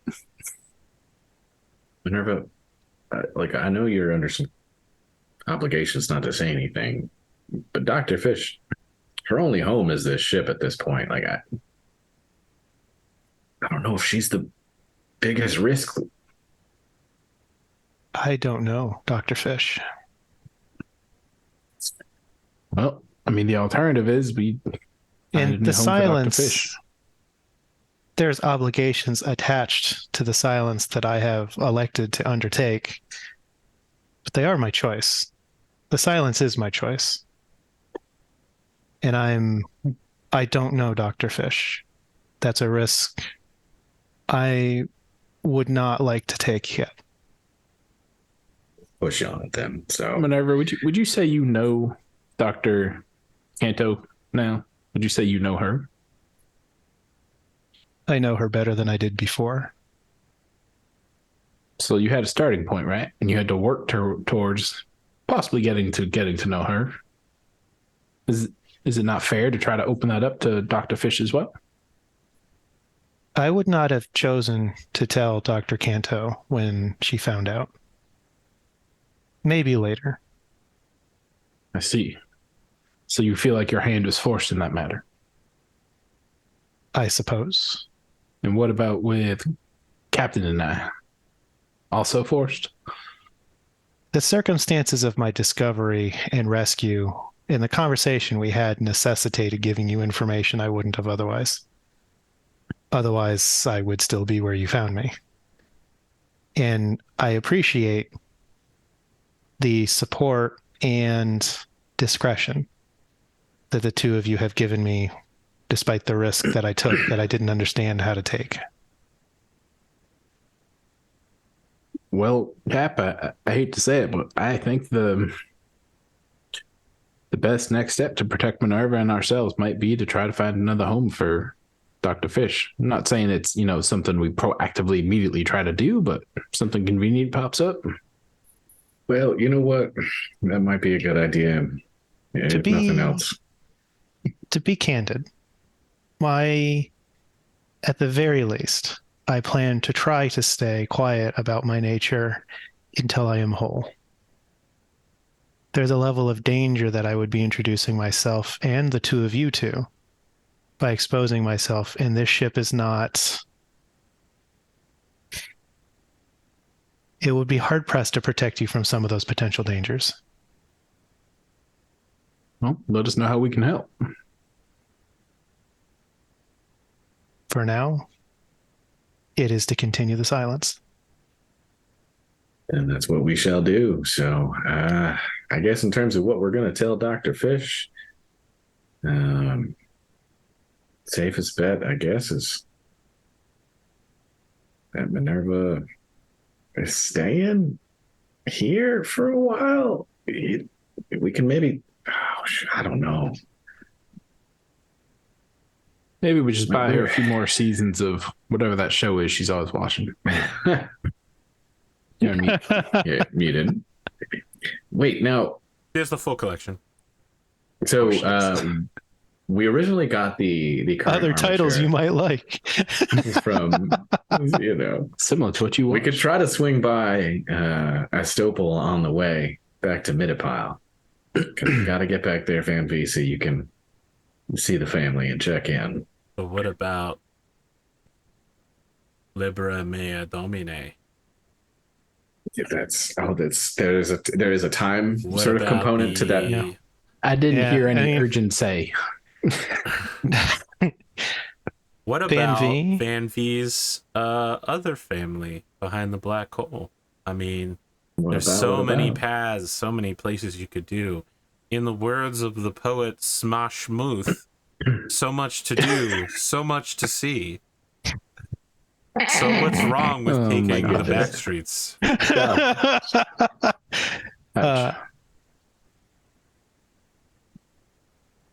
I'm not as... I understand the convenience, and it has been a fun and interesting experience to have a form like your own. But I'm concerned about that signal.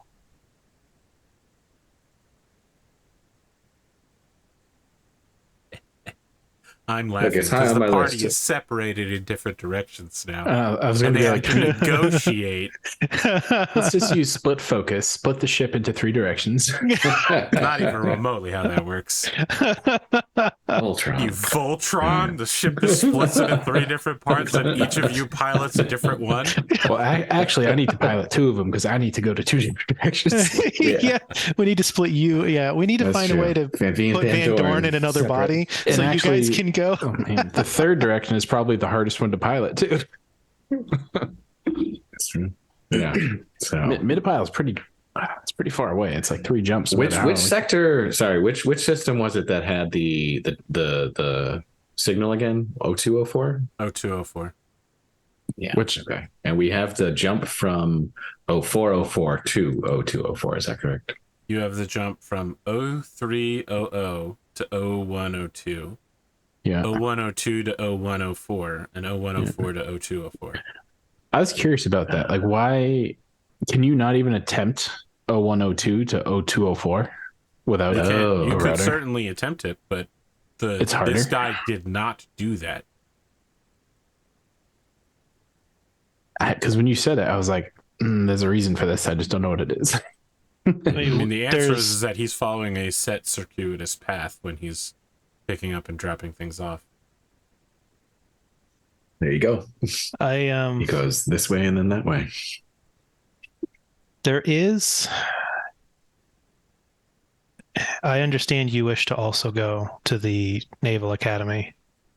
Which was that? I'm bored with heading that direction, but Van-Vee's the one that we're going to be shooting in the foot here if we head in off on that goose chase. I want to do it. That's where I want to go. But Van-Vee, I feel obligated here to you and your ties. So I feel like the choice is yours.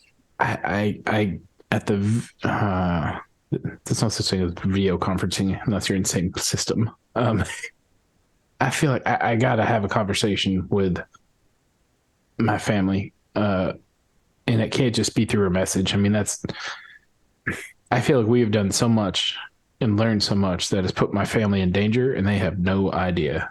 And that's not something I want to put in a message and then jump in the other direction. Like, we've told them, heck, they don't realize I know I'm a clone. They don't realize we built a faction on the same planet. They don't realize that Fairy and the Midipile system know about them and their clones and the Link and the Dust. Like, they don't know any of that. Your father may have chosen to take some of those risks, but your mother and your siblings did not. Well, and I don't know. These rudders are dangerous. And I don't know how long it would take to come back. I don't know if this ship can take that. But we can try to take steps to protect your family. Well, the one correction I would say there is I am my father, so I have made those choices before, and I need to correct them. I need to do the right thing this time, not what y'all or I have done previously, which frankly seems a little selfish. You believe you are a similar identity to your father's self, then? You know, the numbers tend to add up, but this is the first time anyone has just straight up called it out, and I don't know what else to say if Dr. O is nothing if not confident. If what he says is true, and if you believe it fully, it sounds like you have some confusion of self. No, you can relate to that. I suppose I can. I'm still working through it, though. I guess the more I say it out loud, the more it helps me come to terms with it. But I've even got more of a curveball, though, where I've got Vandorn in here, too. I'm y'all, Van-Vee, Vandorn, all mixed in one. I don't know if this will alleviate any of your confusion, but since you brought up the similarity, a decision that I made in my confusion was, as much as things might not be the way that I expected them to be or understood them to be, I am the way that I was meant to be at this time for the purpose that I need to fulfill. Maybe things are exactly the way you need to be. Well, after meeting Dr. O, I gotta say, it seems like I have a lot more potential in my purpose. But I'm not sure I want to go to the lengths he has. Frankly, you certainly don't have to be like him to be your best self. Guess it depends how you define best self, right? Like, if you could be more like Fairy, would you? No. Ooh, I kind of want to insight check that. Sure, go ahead, make the roll. He said, make the roll, what did we say it was? Talk? Notice. Oh, notice. Okay. Notice wisdom. That's a great roll. That's the truth. Hmm. Hmm. Well, perhaps you're a bit more mature than I am, because I'd be lying if I said what some of the stuff I saw Dr. O do. Very tempting. Maybe not to use it the way he would, but I mean, he took the life force right out of another being. Not that I want to do that, but the power to do so. Apparently, all I need is this link, and I just need to know how to use it. Instead, he gave me this child's plaything to teach me about it. The strength of your character and the quality of your soul are what help you resist the temptations to commit evil. I'm going to go ahead and say instead that's going to be something that you guys do for me. I think you're better than you think you are. You do a good job. You've certainly changed my opinion of you over the time we have spent together. You are a good person. Somewhere in your mind, Van-Vee, you're aware that you're not a good person. You kill people, often randomly. You bribe people, you throw money around. Somewhere where there's a conscience, some little part that is and is not you, reminds you you're not a good person. And these people don't know you as well as they think. The little kid throwing a tantrum in my head right now. I have claws on the inside of my head now. The path can always change, but you can certainly walk the best path you can. I don't know if I've changed or if I'm just getting better at it. I think he walks away at that one. Well, as much as MINERVA is following you around the ship, doesn't talk to you. Oh, shoot, yeah, you don't even have an armature that I can't walk away from anymore. Wait, there's a symbolism to it that MINERVA will respect. That's funny. I didn't even think of that. Remind me, what did you settle on telling Dr. Fish? That's what I was going to say. Hey, Quentin's just standing there as really Van-Vee starts to walk away, and from MINERVA, who's not really there. It's probably like the mini holographic MINERVA who's there, right? And kind of starts to wave probably. MINERVA, I feel like we're going to have to just bite the bullet here and tell Dr. Fish that you're either staying here or you died here. So and you're staying here either way. The call is up to you, whichever you think you want to do. If we bring back a new personality for you someday in the future with another armature, fine. But I think that's what we're going to have to do is say that you're gone to keep your secret.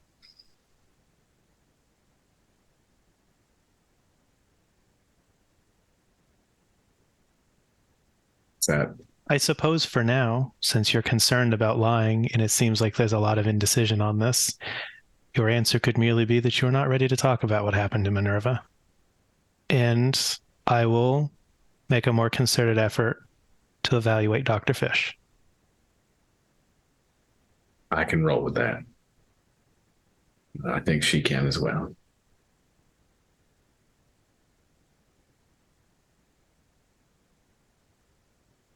We do need a course. Yeah, Van-Vee got to the bridge and realized he doesn't know where he's going. I mean, if you get to the bridge, you can pull up those rudders and see that they're one way, and MINERVA didn't mention it. If MINERVA tells Quentin that Van-Vee's on the bridge, Quentin would teleport there, and then MINERVA's hologram would pop there and say, "Hey, look, we weren't done." Sorry, Kat. MINERVA will not pop up a hologram. Okay. Look, no, hey, Van-Vee walked away, and MINERVA is listening, but respecting that. There you go. I know this is a lot, Van-Vee. I can't help but notice. I feel like we got directions in, but we didn't quite get directions out. That is a fair point. That is a dangerously fair point. And that takes, I'm just kind of, I've never, we haven't gotten too many rudders before, but it's a little odd. Like we can jump three parsecs, if you will. But Ruda and Chivata are they're right next to each other. Why? And Azzy can jump into Chivata only 2 spots away. It seems like our friend here has an interesting route of approach. I think one of the things that I think that we're forgetting right now is that while these are laid out like this, they are not. That is not a relative position to each other. Oh, sure. Yeah. This is the metadimensional winds, so to speak, that gets them to and from. So while they might be adjacent on a map and help with plotting distances for the plotting capability for the jump drive, that's not necessarily the distance between 0104 and 0204 are within a light year of each other. There are recorded instances of people traveling luminously between the two of them. Oh. Interesting. Are there any records of similar travel between 0102 and 0204? Yeah, you can go both ways. Like I said, they're within a light year of each other. With a really fast ship, you can physically make the journey. Yeah, so I don't think Van-Vee's not citing it as a problem. It's just a curiosity. Yeah, no, it's a worthwhile call out, Van-Vee. If we go there, that's either a one-way trip or it's a hell of a hard time getting back for sure. And we've had some hard times. I don't think we can't do it. I think we can. I think we can pull it off 100%. But that puts getting anywhere back to your family that much farther out of reach. We have to come up here. We have to be where we are to start this journey. So it's at least a month and a half from now before we can start. If we go back to MINERVA, it's a month and a half in terms of travel time and hanging out, being everything that's going to happen in between. I don't know. Would we know, just sticking with the recorded routes of people traveling back and forth, would we know, are there people that travel from 0204 and 0404? No, 0204 is one of the lost systems. 0104 and 0204, no one has been to them. So the only entrance point. Okay, got it. So 0102 is the only known entry point, really. Oh, it's known only because we now. Yeah, because we have the runner. Okay, got it. We have that. Nobody else does. Yeah. Well, so, and I guess Quentin would bring up to MINERVA that MINERVA, if you're concerned about your safety, and that's why we should be silent. I don't know. Do we need to worry about what we're bringing to the table here? The automated defenses that Roe mentioned at the naval shipyard are still active. He said, I don't know what that means for our little ship here. I don't know if we need to try to focus on getting the true MINERVA back up and running before we try to make this runs. This ship would not in any way register as mandate authorized. Right. There is the possibility, because of cooperation, very loose, very, very loose cooperation between Mandate Navy and the Imago Dei, that it might be that I might be recognized as a friendly ship, or at least a neutral ship, and maybe not be fired upon so long as we follow automated instructions. That would mean we need the MINERVA, or it's just you being on board enough? I believe for this train of thought, I would need to be whole.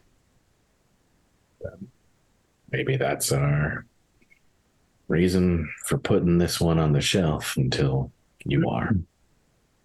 Well, Cap, I was thinking maybe we try to do three things at once when we head back towards Midapile. I ask my family to meet us somewhere only 2 jumps to save us a 3rd jump away.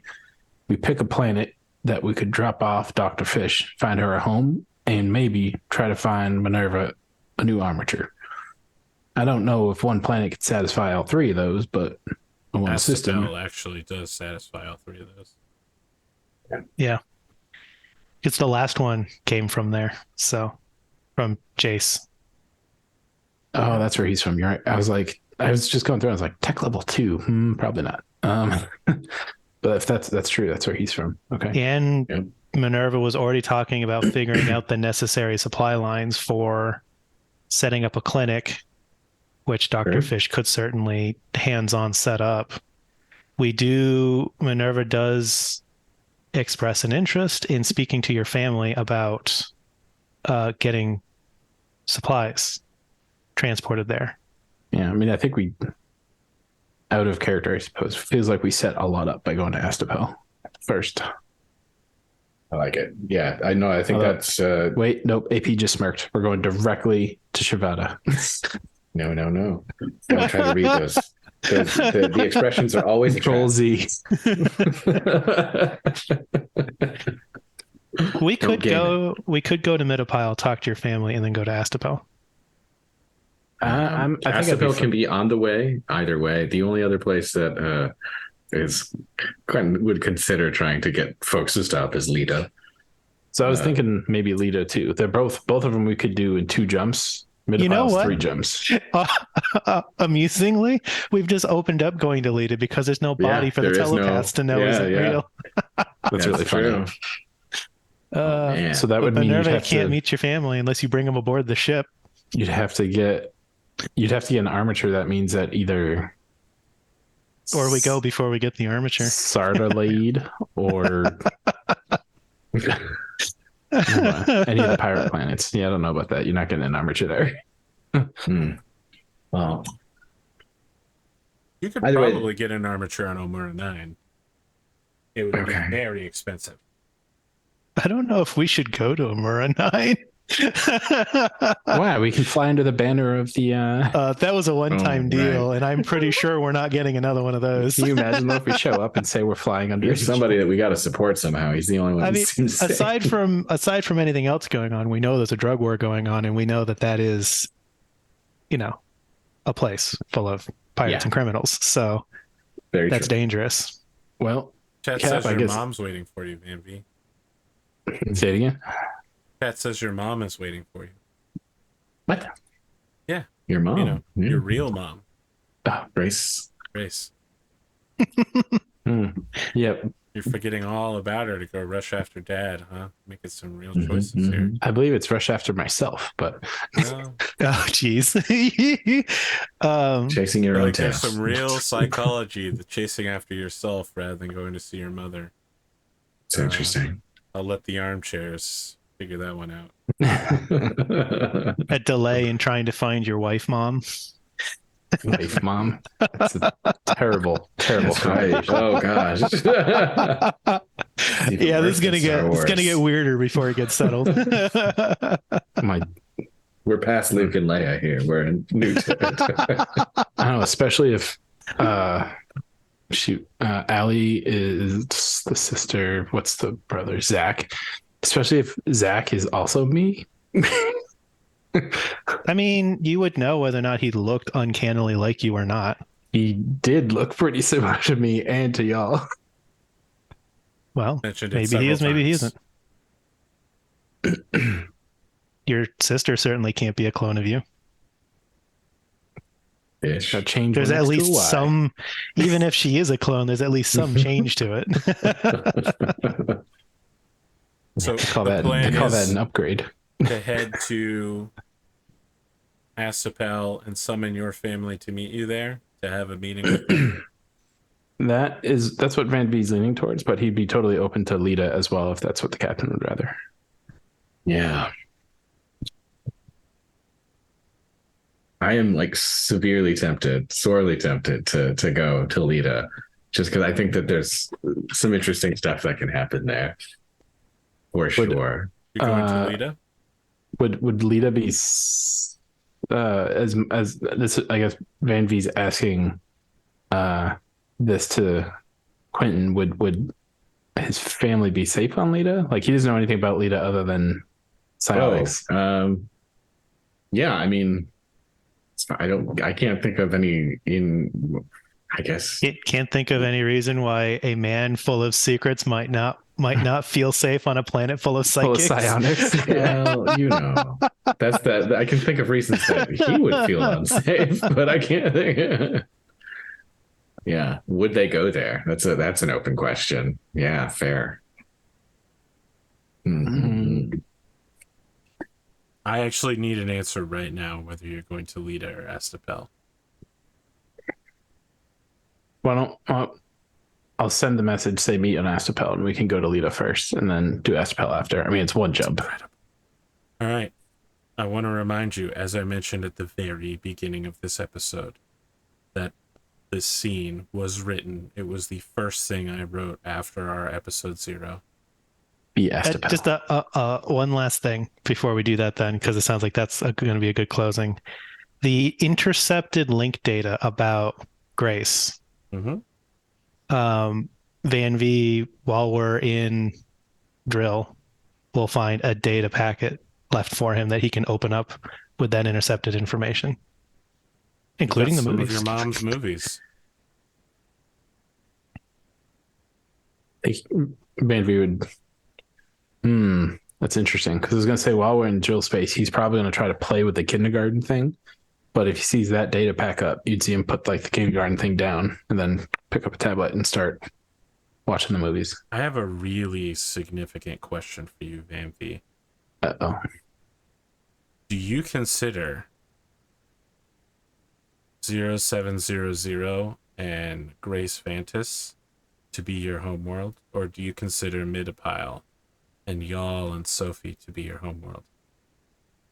The answer to this question will have very real and lasting consequences.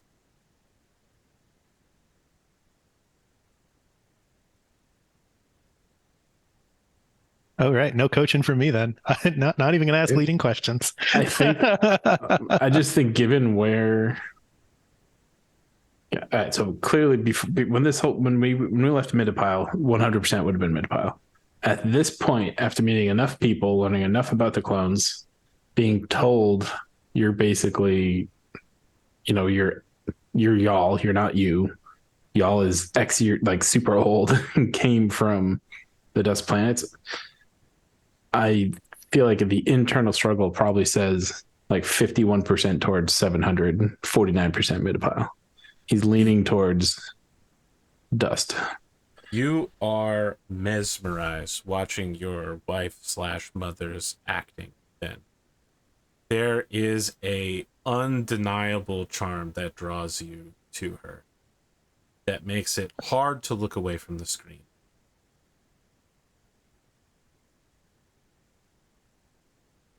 Hopefully I can look away when we meet piloting again. Yeah. But he probably anyone outside of the basic piloting required, anytime someone probably comes over or whenever pops up to say anything, he probably has a real hard time breaking away. Kind of like when your toddler's watching Coco Melon and you ask it a question, absolutely no response. That's where we're at. I don't get the reference, but I'll assume that's right.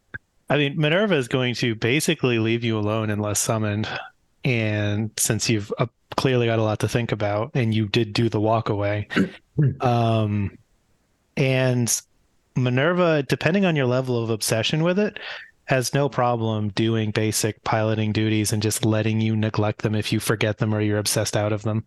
Yeah, I think they'd be like, when you watch, oh man, you used to watch movies on DVD players and sometimes auto replay was on and it just restarted and you're already 2 minutes in before you realize you don't want to stop it. That's happening. It's just on auto replay after it gets through the different listening movies. to Taylor Swift and you're like, you know what? Let's do the whole album. All right, it's time to destroy all of your hopes and dreams real quick. We see what is very obviously a pirate shuttlecraft. There are bullet indentations where someone clearly took this bridge and like shot somebody. Blood is there. It's all been like cleaned and scraped away, but it's still obvious that there was a fight on this bridge at some point. Random spike decorations have been added, but also posters for various nude bars on Omura 9 are all around. On the main view screen, we see a planet that there's a large open green continental area in the center of a circle of trees. And at the edge of that circle of trees is a sort of purplish gas that looks quite toxic. Captain of this vessel kind of shrugs in his leather armor, and he pulls out 6 envelopes and then pulls out a box that looks just like that little black box Quentin has. And he opens the box up, and inside is a 6-sided die. He looks at the other 2 men and says, all right, get your weapons out. He'll be up just as soon as we roll the die. Or do this quick. He rolls the die. A 4 comes up. He quickly opens the envelope number 4 and begins reading it. And he says, all right, we're doing this one. Open the cargo bay. Let me know when the package is 200 meters away. As everyone is finishing that, we can see like a rear camera monitor comes up, and a little package just begins floating out the back of the ship. The ship starts accelerating, and then a man wearing a Psionic Academy uniform with a monogrammed Polk over the like suit pocket shows up. He looks at the 2 guys, looks at the captain, then he puts his hands out, and the 2 guys at the edge of the ship slam together into each other over and over again. The guys that are being slammed together are like trying to get their weapons up and shoot at the Psionic. One of the Psionics is slammed back against the bulkhead, and he goes, Captain, now! The 200 mark! We cut back to, in black and white, when all of you were at the auction, looking to go to the auction to buy the treasure map, the one that was pushed back. There were several items that were on sale there. One of them was a emergency jump out mod that allows someone that is near a planet to make a in-system jump. And at this moment, the ship goes back out to Lita's jump point. Just in a single instant has covered significant fraction of a light year. The other thing that happens is we see that package is positioned directly over the Psionic Academy. And the second item that you may recall that was being sold was a suitcase nuclear weapon. Ethan has the captain in a force choke up against the wall and goes, why don't you tell me what's going on here? I know that there's danger. And keeps looking back over his shoulder and is like, where is Lita? And the captain goes, it's too late for you. On any other planet, a civilized planet, the nuke would have been detected days ago when we got in system. A nuclear snuffer powered by a fusion power plant would have instantly blocked the nuclear reaction from going off. But no, your disdain for technology, walking the single solo path of natural psionicism. That's why you and all of your people are going to die. And we watch as Jun Kodo is down on one knee, handing a ring over.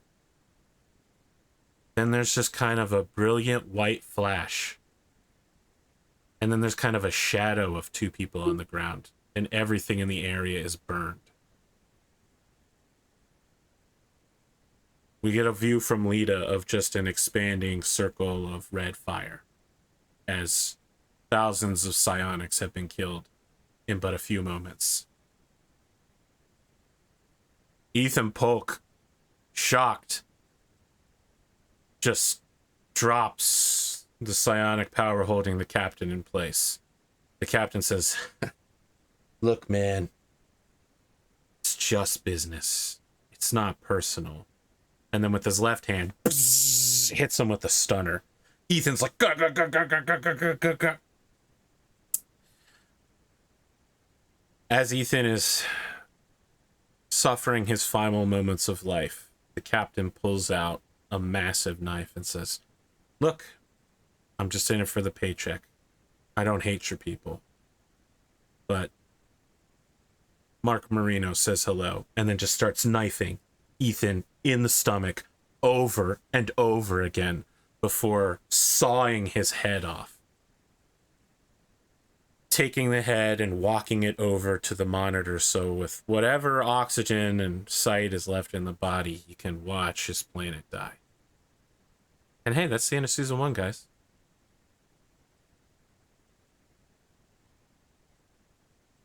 Quentin Polk the only? Different Quentin in season 2, for sure. You sense a disturbance in the force. Revenge arc? I don't know. Oh, geez. Finally, we could be bad guys. Although Minerva could just keep being herself. But I'm sorry. What made you think you weren't the bad guys? What is a bad guy? Quentin, perspective. take 3 XP. Van-Vee, take 3 XP. Minerva, take 2 XP. Unless you can somehow sell me you've advanced your long-term goal. No. Definitely not. I'm all down for a stretch, but I got nothing.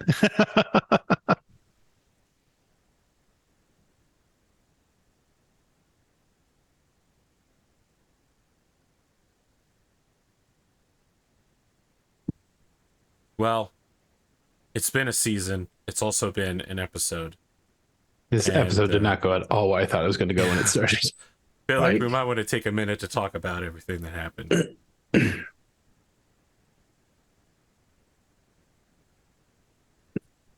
Well, definitely started the episode thinking that murder Minerva would be a bigger threat. And it continued the middle. I'll tell you the middle now, part. if I hadn't just offhandedly put the taken the gun belt off as a gesture, literally, that would have been a very different. Minerva's actually an okay shot, and Quentin's that gun taking is at very least damaging. one shot to the gut. Like, otherwise, for sure. And then middle of the episode, I thought for sure this guy's coming at us in some aggressive way. But it turns out he's more of the, benign evil. Senile. Affable like, He's what's not that? benign. Affable evil. There you go. That's a good word for it. Well, better than benign for sure. So that was interesting, definitely. And then the finale there is like, yeah, that's heart-wrenching, man. That's like brutal. That's 100% like all the cute little scenes you fed us for specifically weeks. To lead you to the point where you did so dies. good. You baited that hook. I am feeling, yeah, for sure. Quentin next season, season 2 Quentin is, like I said, revenge arc potentially incoming here, I think. Vengeful. I was seriously debating rather than pointing the gun and giving Roe 5 seconds, I was seriously debating just like pulling the trigger immediately. If it wasn't for that, I was like, there's probably some similarities between this Roe and the other Roe from Slayer's Night, so it can't be that bad. I'll give him a shot. I've just orchestrated at some point I could send a signal and try to effectively end humanity. No biggie. Right. Whatever you call humanity. I would like to destabilize all the governments of the sector at any time. Don't make me do it. I won't if you don't.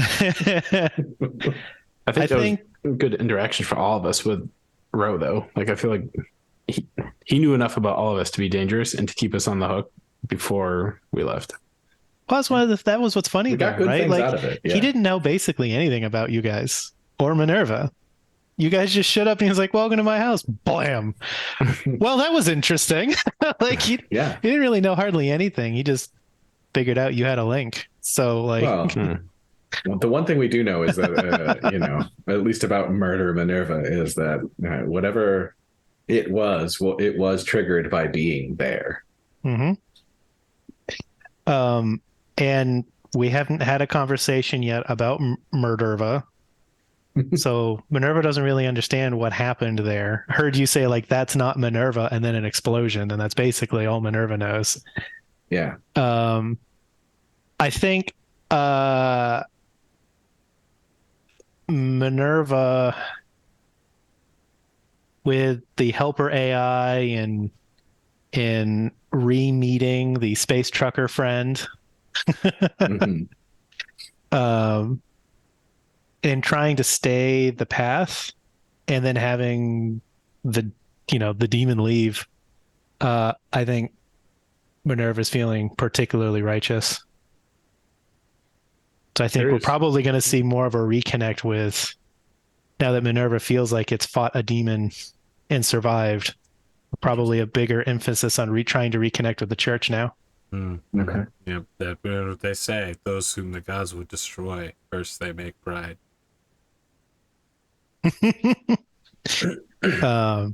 So that'll be interesting.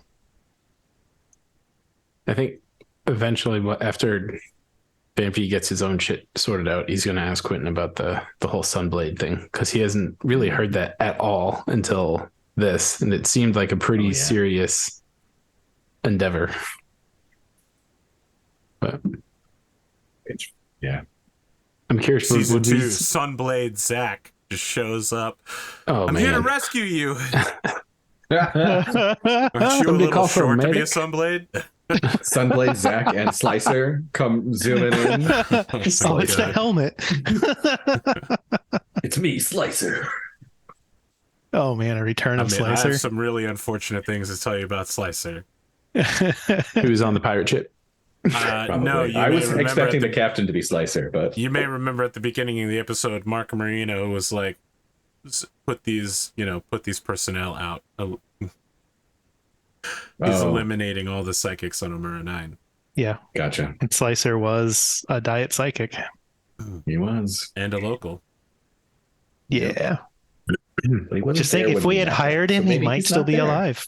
He might not be there. But if you hired him, you wouldn't be able to have Dr. Fish on your ship. True. Yeah. Actually, it sounds like it would solve a problem, but well, here comes irradiated. So you would Lita. tell Slicer about Minerva being an AI, but not Dr. Fish. Not Dr. That's who you trust. Slicer's the guy who works for money. Very trustworthy. Jeez. He had holovision of himself Gatling gunning from a helicopter. Very trustworthy. It just feels like it won't be long before Quentin's like, you know what? I could use some psychic assassins right about now. This is a big escalation in Quentin's life right here. Yeah, with everything that Van-Vee is questioning and talking and the way he's been referring to things. And when we find out about what happened on Lita, I think Minerva is going to get a bit more preachy to try to help the two of you out. That's not your job. That's Iono's. I mean, you're going to find out what happened on Lita job by arriving there and finding the world a smoking flame. That's how we're going to open season 2. So I'm curious, like, if we did decide to go to Shivada, would we still have gotten that scene? Because you played the scene up a bit. Yeah, it was always gonna, at the end of season 1 was always gonna be the destruction of Lita. I think Ludemann would have been beside himself if we went to Shivada and got that. Can we control Z that? Change direction. Now it's like, book it to Lita. Oh look, there's a pirate ship. They did it. Let's take them out. Yeah, I don't think they're sticking around, brother. I'm just going to go ahead and he would actually be like, I'm just going to go ahead and teleport on their ship. I'll be right back. Teleport there, come right back, take a couple cables that were crucial to the engine. Yeah, teleporting over there worked real well for Ethan as well. Yeah. Yeah, I think we're going to find that the computer is going to be trying to be the moral compass at some point here. In its own pride-filled, self-righteous way. Very much so. Very much so. Definitely going to be the, don't do it. You're better than this. Yeah. Maybe you guys should have conversations with Dr. Fish. No. Oof. Yeah, that is like literally a very, very emotionally devastating. I do feel like, man, that's brutal. That's rough. Like, yeah, it's going to be a good season 2. I'm excited. We're going to have to rename the Golden Goose to Punishment. I mean, there's definitely nothing wrong with renaming a ship. Historically, it's never worked out very poorly. Oh man. Page 1. Relief efforts. This will be in the right place, I guess.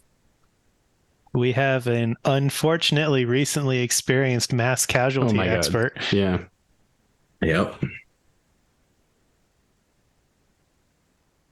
By the way, Although we're going to Astapal first, right? So by the time we get there, it's not like No, we'll be we're going saving. to Lita first. Oh, and yeah. then- Okay. Lita Then first, we'll yeah. depending on when we get there, we might be there in time to try to save somebody.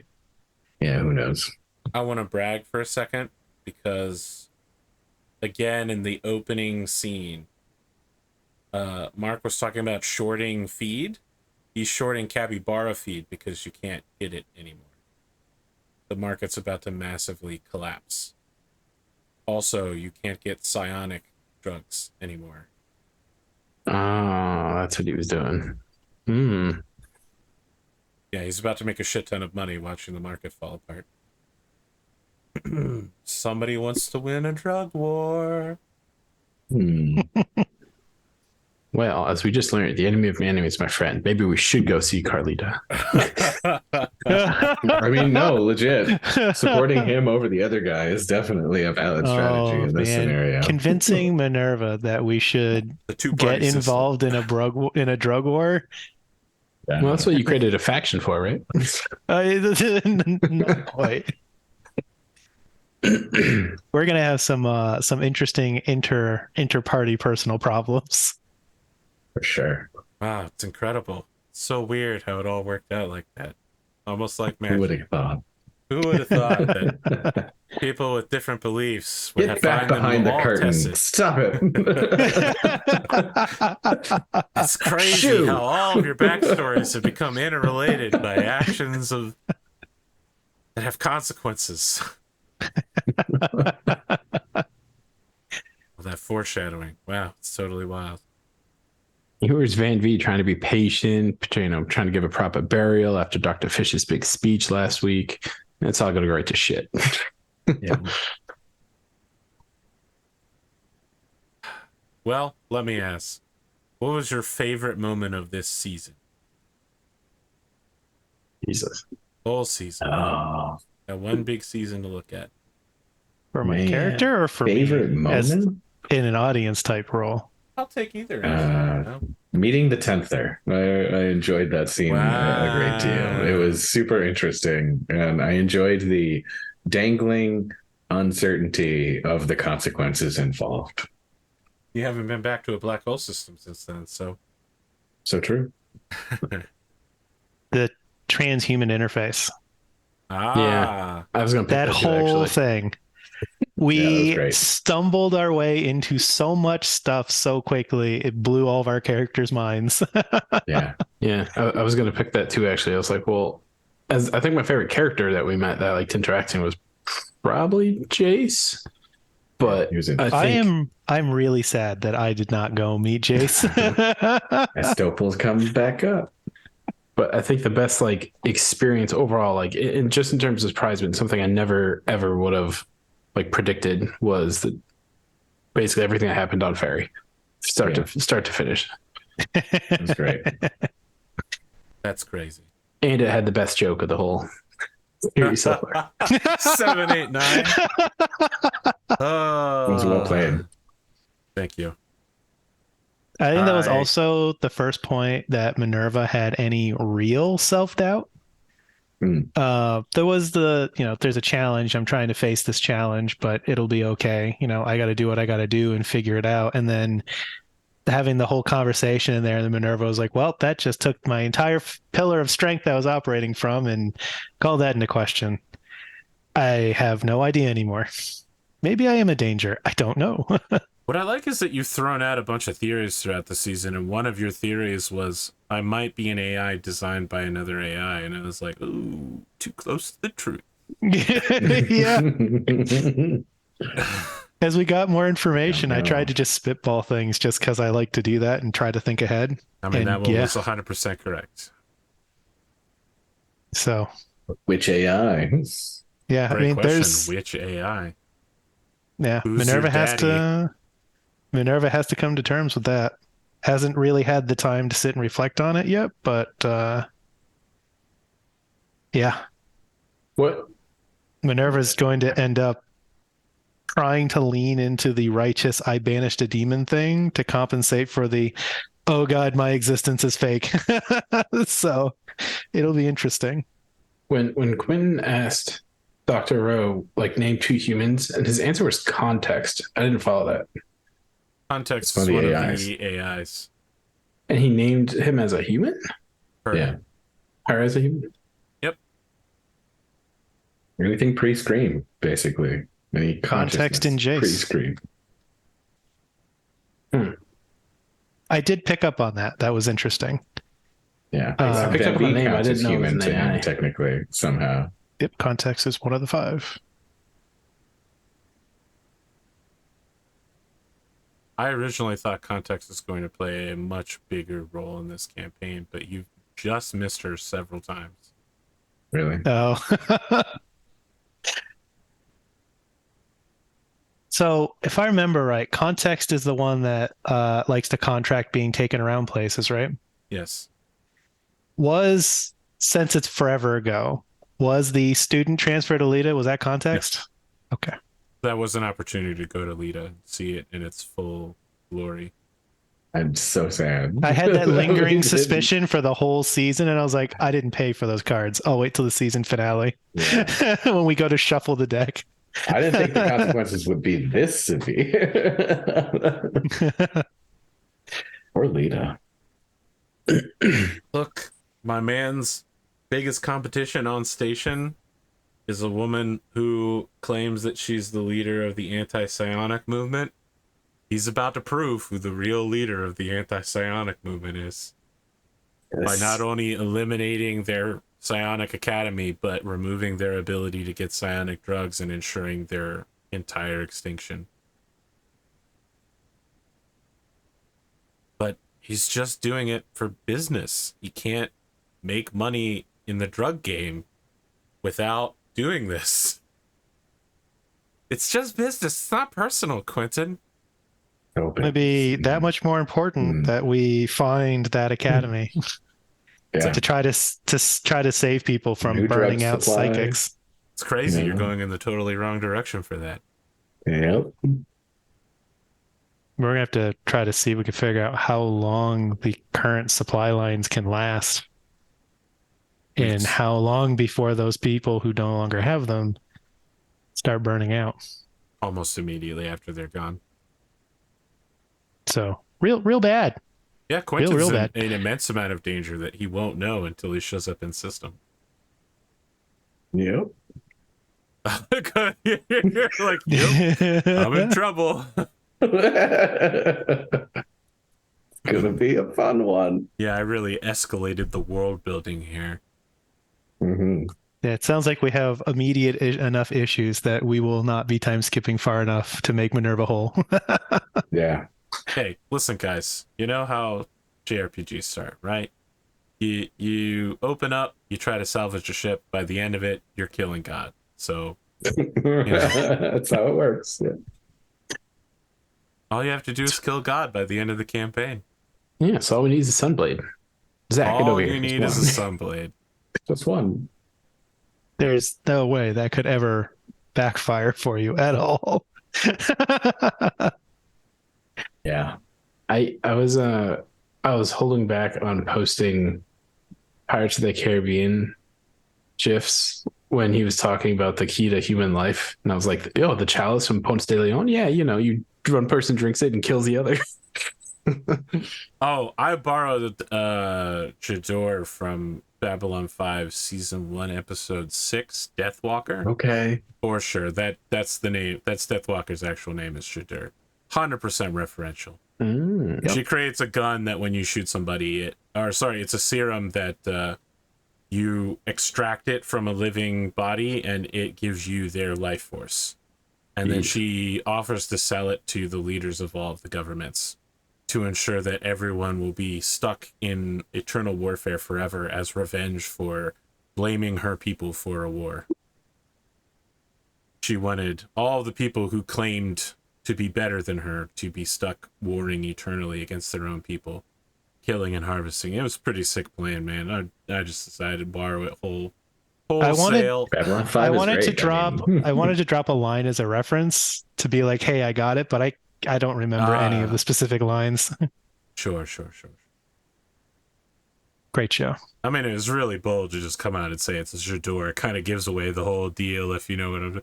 You know, it's like if you speak Norwegian and you watch it sounded super familiar. It was like driving me crazy. Like, I assumed it, yeah. But Babylon 5 makes sense. One of my favorites, for sure. Hey, the new Babylon 5 animated series with most of the original voice actors coming out soon. It's exciting. It's going to be sick.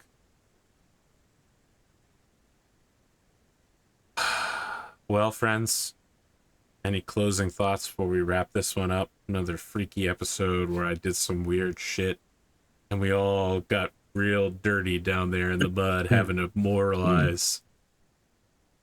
Should we lie to Dr. Fish about whether Minerva is dead or... Oh, that's our did we ever settle that? Let's circle back. I think the settle was that Quentin was going to say, I'm not ready to talk about that. I'm not ready to discuss that yet. Yeah. See, I was waiting for you to say that Minerva died because her first question would be, well, where's the body? I'll do an autopsy. Because you had just brought a dead person back there. Different, yeah. Yes. Oh, you just did and it. I would have loved to hear your answer to that on the spot. But you dodged it with a good plan. For now, we're just kicking that ball further down the road because it's just going to get harder and harder to make a clean explanation the longer we take. Can you imagine if she, if she asks Van-Vee while Van-Vee's transfixed watching movies of her mom? Or his mom, rather. I mean, there's a where's the body? there. It exploded. I mean, yeah. It's I mean, there's definitely a potential for her to notice something's up. If she's like, I don't see him in the cockpit, but we're still going places. Does Quentin know how to fly the ship? Look, the easy explanation is that Minerva programmed a VI of herself in case she ever died. That would be an amusing solution. So that everyone wouldn't be lonely. But I don't think Minerva would think of that. Quentin might, you know. Minerva makes VIs, right? That was the story he told. Or she told him. Yeah, welcome to my VRscape. This is a friend. I might have made them. I don't know. I used to do that a lot. I still do, but I used to too. I think for like a closing thought you had asked for is this campaign is by far the most non-linear of any campaign I've ever been a part in. Like you're playing a sandbox? Yeah, basically, like starts with that number. I'm so used to like, okay, like no, it's not this obvious, but like here's the main path and here's a potential side quest or a side quest, right? Like, and those can spiral a little bit, but this is literally like, here's the galaxy. Where are you going? Yeah. No, it's yeah. I love that there was a path where you just went back to Thord and met the Pope, and we're probably never going to do that. There are whole plot lines we're never going to touch. Yeah. That's like awesome and sad. And my favorite part of the whole campaign is how I would put it. Like there's just a lot of cool stuff just sort of around the corner that we could get into, you know, if we had time, if we had the inclination, if it took us there, right? Like, and it's, yeah, you've done a great job packing it full. I'm having a blast. Thanks. You guys have done a great job playing. I am emotionally like a little upset about the ending of this and like ready to get after the next like season 2. So you're doing your job fantastically. Let's we take on missions only to we take on missions or whatever they're called, contracts to only take down pirates from now on. We upgrade the ship with all the guns. I have to say, I know that you mentioned towards the end those saves to whether or not we were going to get the Dark Minerva arc or not. And I spent ever since the transhuman interface, I have been waiting for you to send a message to tell me that I get to act like a bastard and pretend to be something else. You would have done it for most of season 2. Yeah. If only you hadn't rolled so good. Speaking of which, my favorite moment of the whole campaign is after all the talk about you didn't see those cards, I offered to let you roll to rip whatever you wanted out of the mind of the AI that created and controlled you. And you were like, You didn't do no, it. I'm going to make a phone call real quick. Yeah. So my thought there was like, as a player, absolutely I wanted to do it. But I thought about it for a moment and I realized that Minerva has always felt that she gave the wrong answer to her father and wanted to prove him right and put others before itself. Incredible. Good callback to your prequel. Yep. What's amazing, though, is that this AI implanted you with those memories, which means you did exactly what it wanted you to do anyway. Yeah. There's a lot Minerva has Wow. to figure out how to struggle I with. wish that I could claim credit for that, but that's just kind of how the situation worked out. I think if you knowing a little bit now what you know now, if you go back and rewatch your -1 episodes, some things might become a little bit clearer. Yeah, I plan to. Especially since I made a decision based on I want to rewatch and be like, I remember that right? Like It may also So- answer some questions while you're like, hey, I know mandate technology. Do I know anything about this? I'm like, no, you flatly know nothing about this. You're like, do I know anything about this historically? I'm like, no, not even remotely. Foreshadowing. If only I edited in a rainbow here. I have a green screen. Some editor can do it for me. Stars without numbers. Foreshadows. Stop. All right, guys. Any final words, closing thoughts before we'll be back in something like 3 weeks? Yeah. We won't be back until the 17th of July. That's really significant because Pond of the Man's birthday is the 18th of July. Exciting. Pretty happy birthday. No closing thoughts then. I mean, we've been doing closing thoughts for like half an hour now. I'm Yeah. All right. We're ending now, audience. You got to go home. You can't stay here.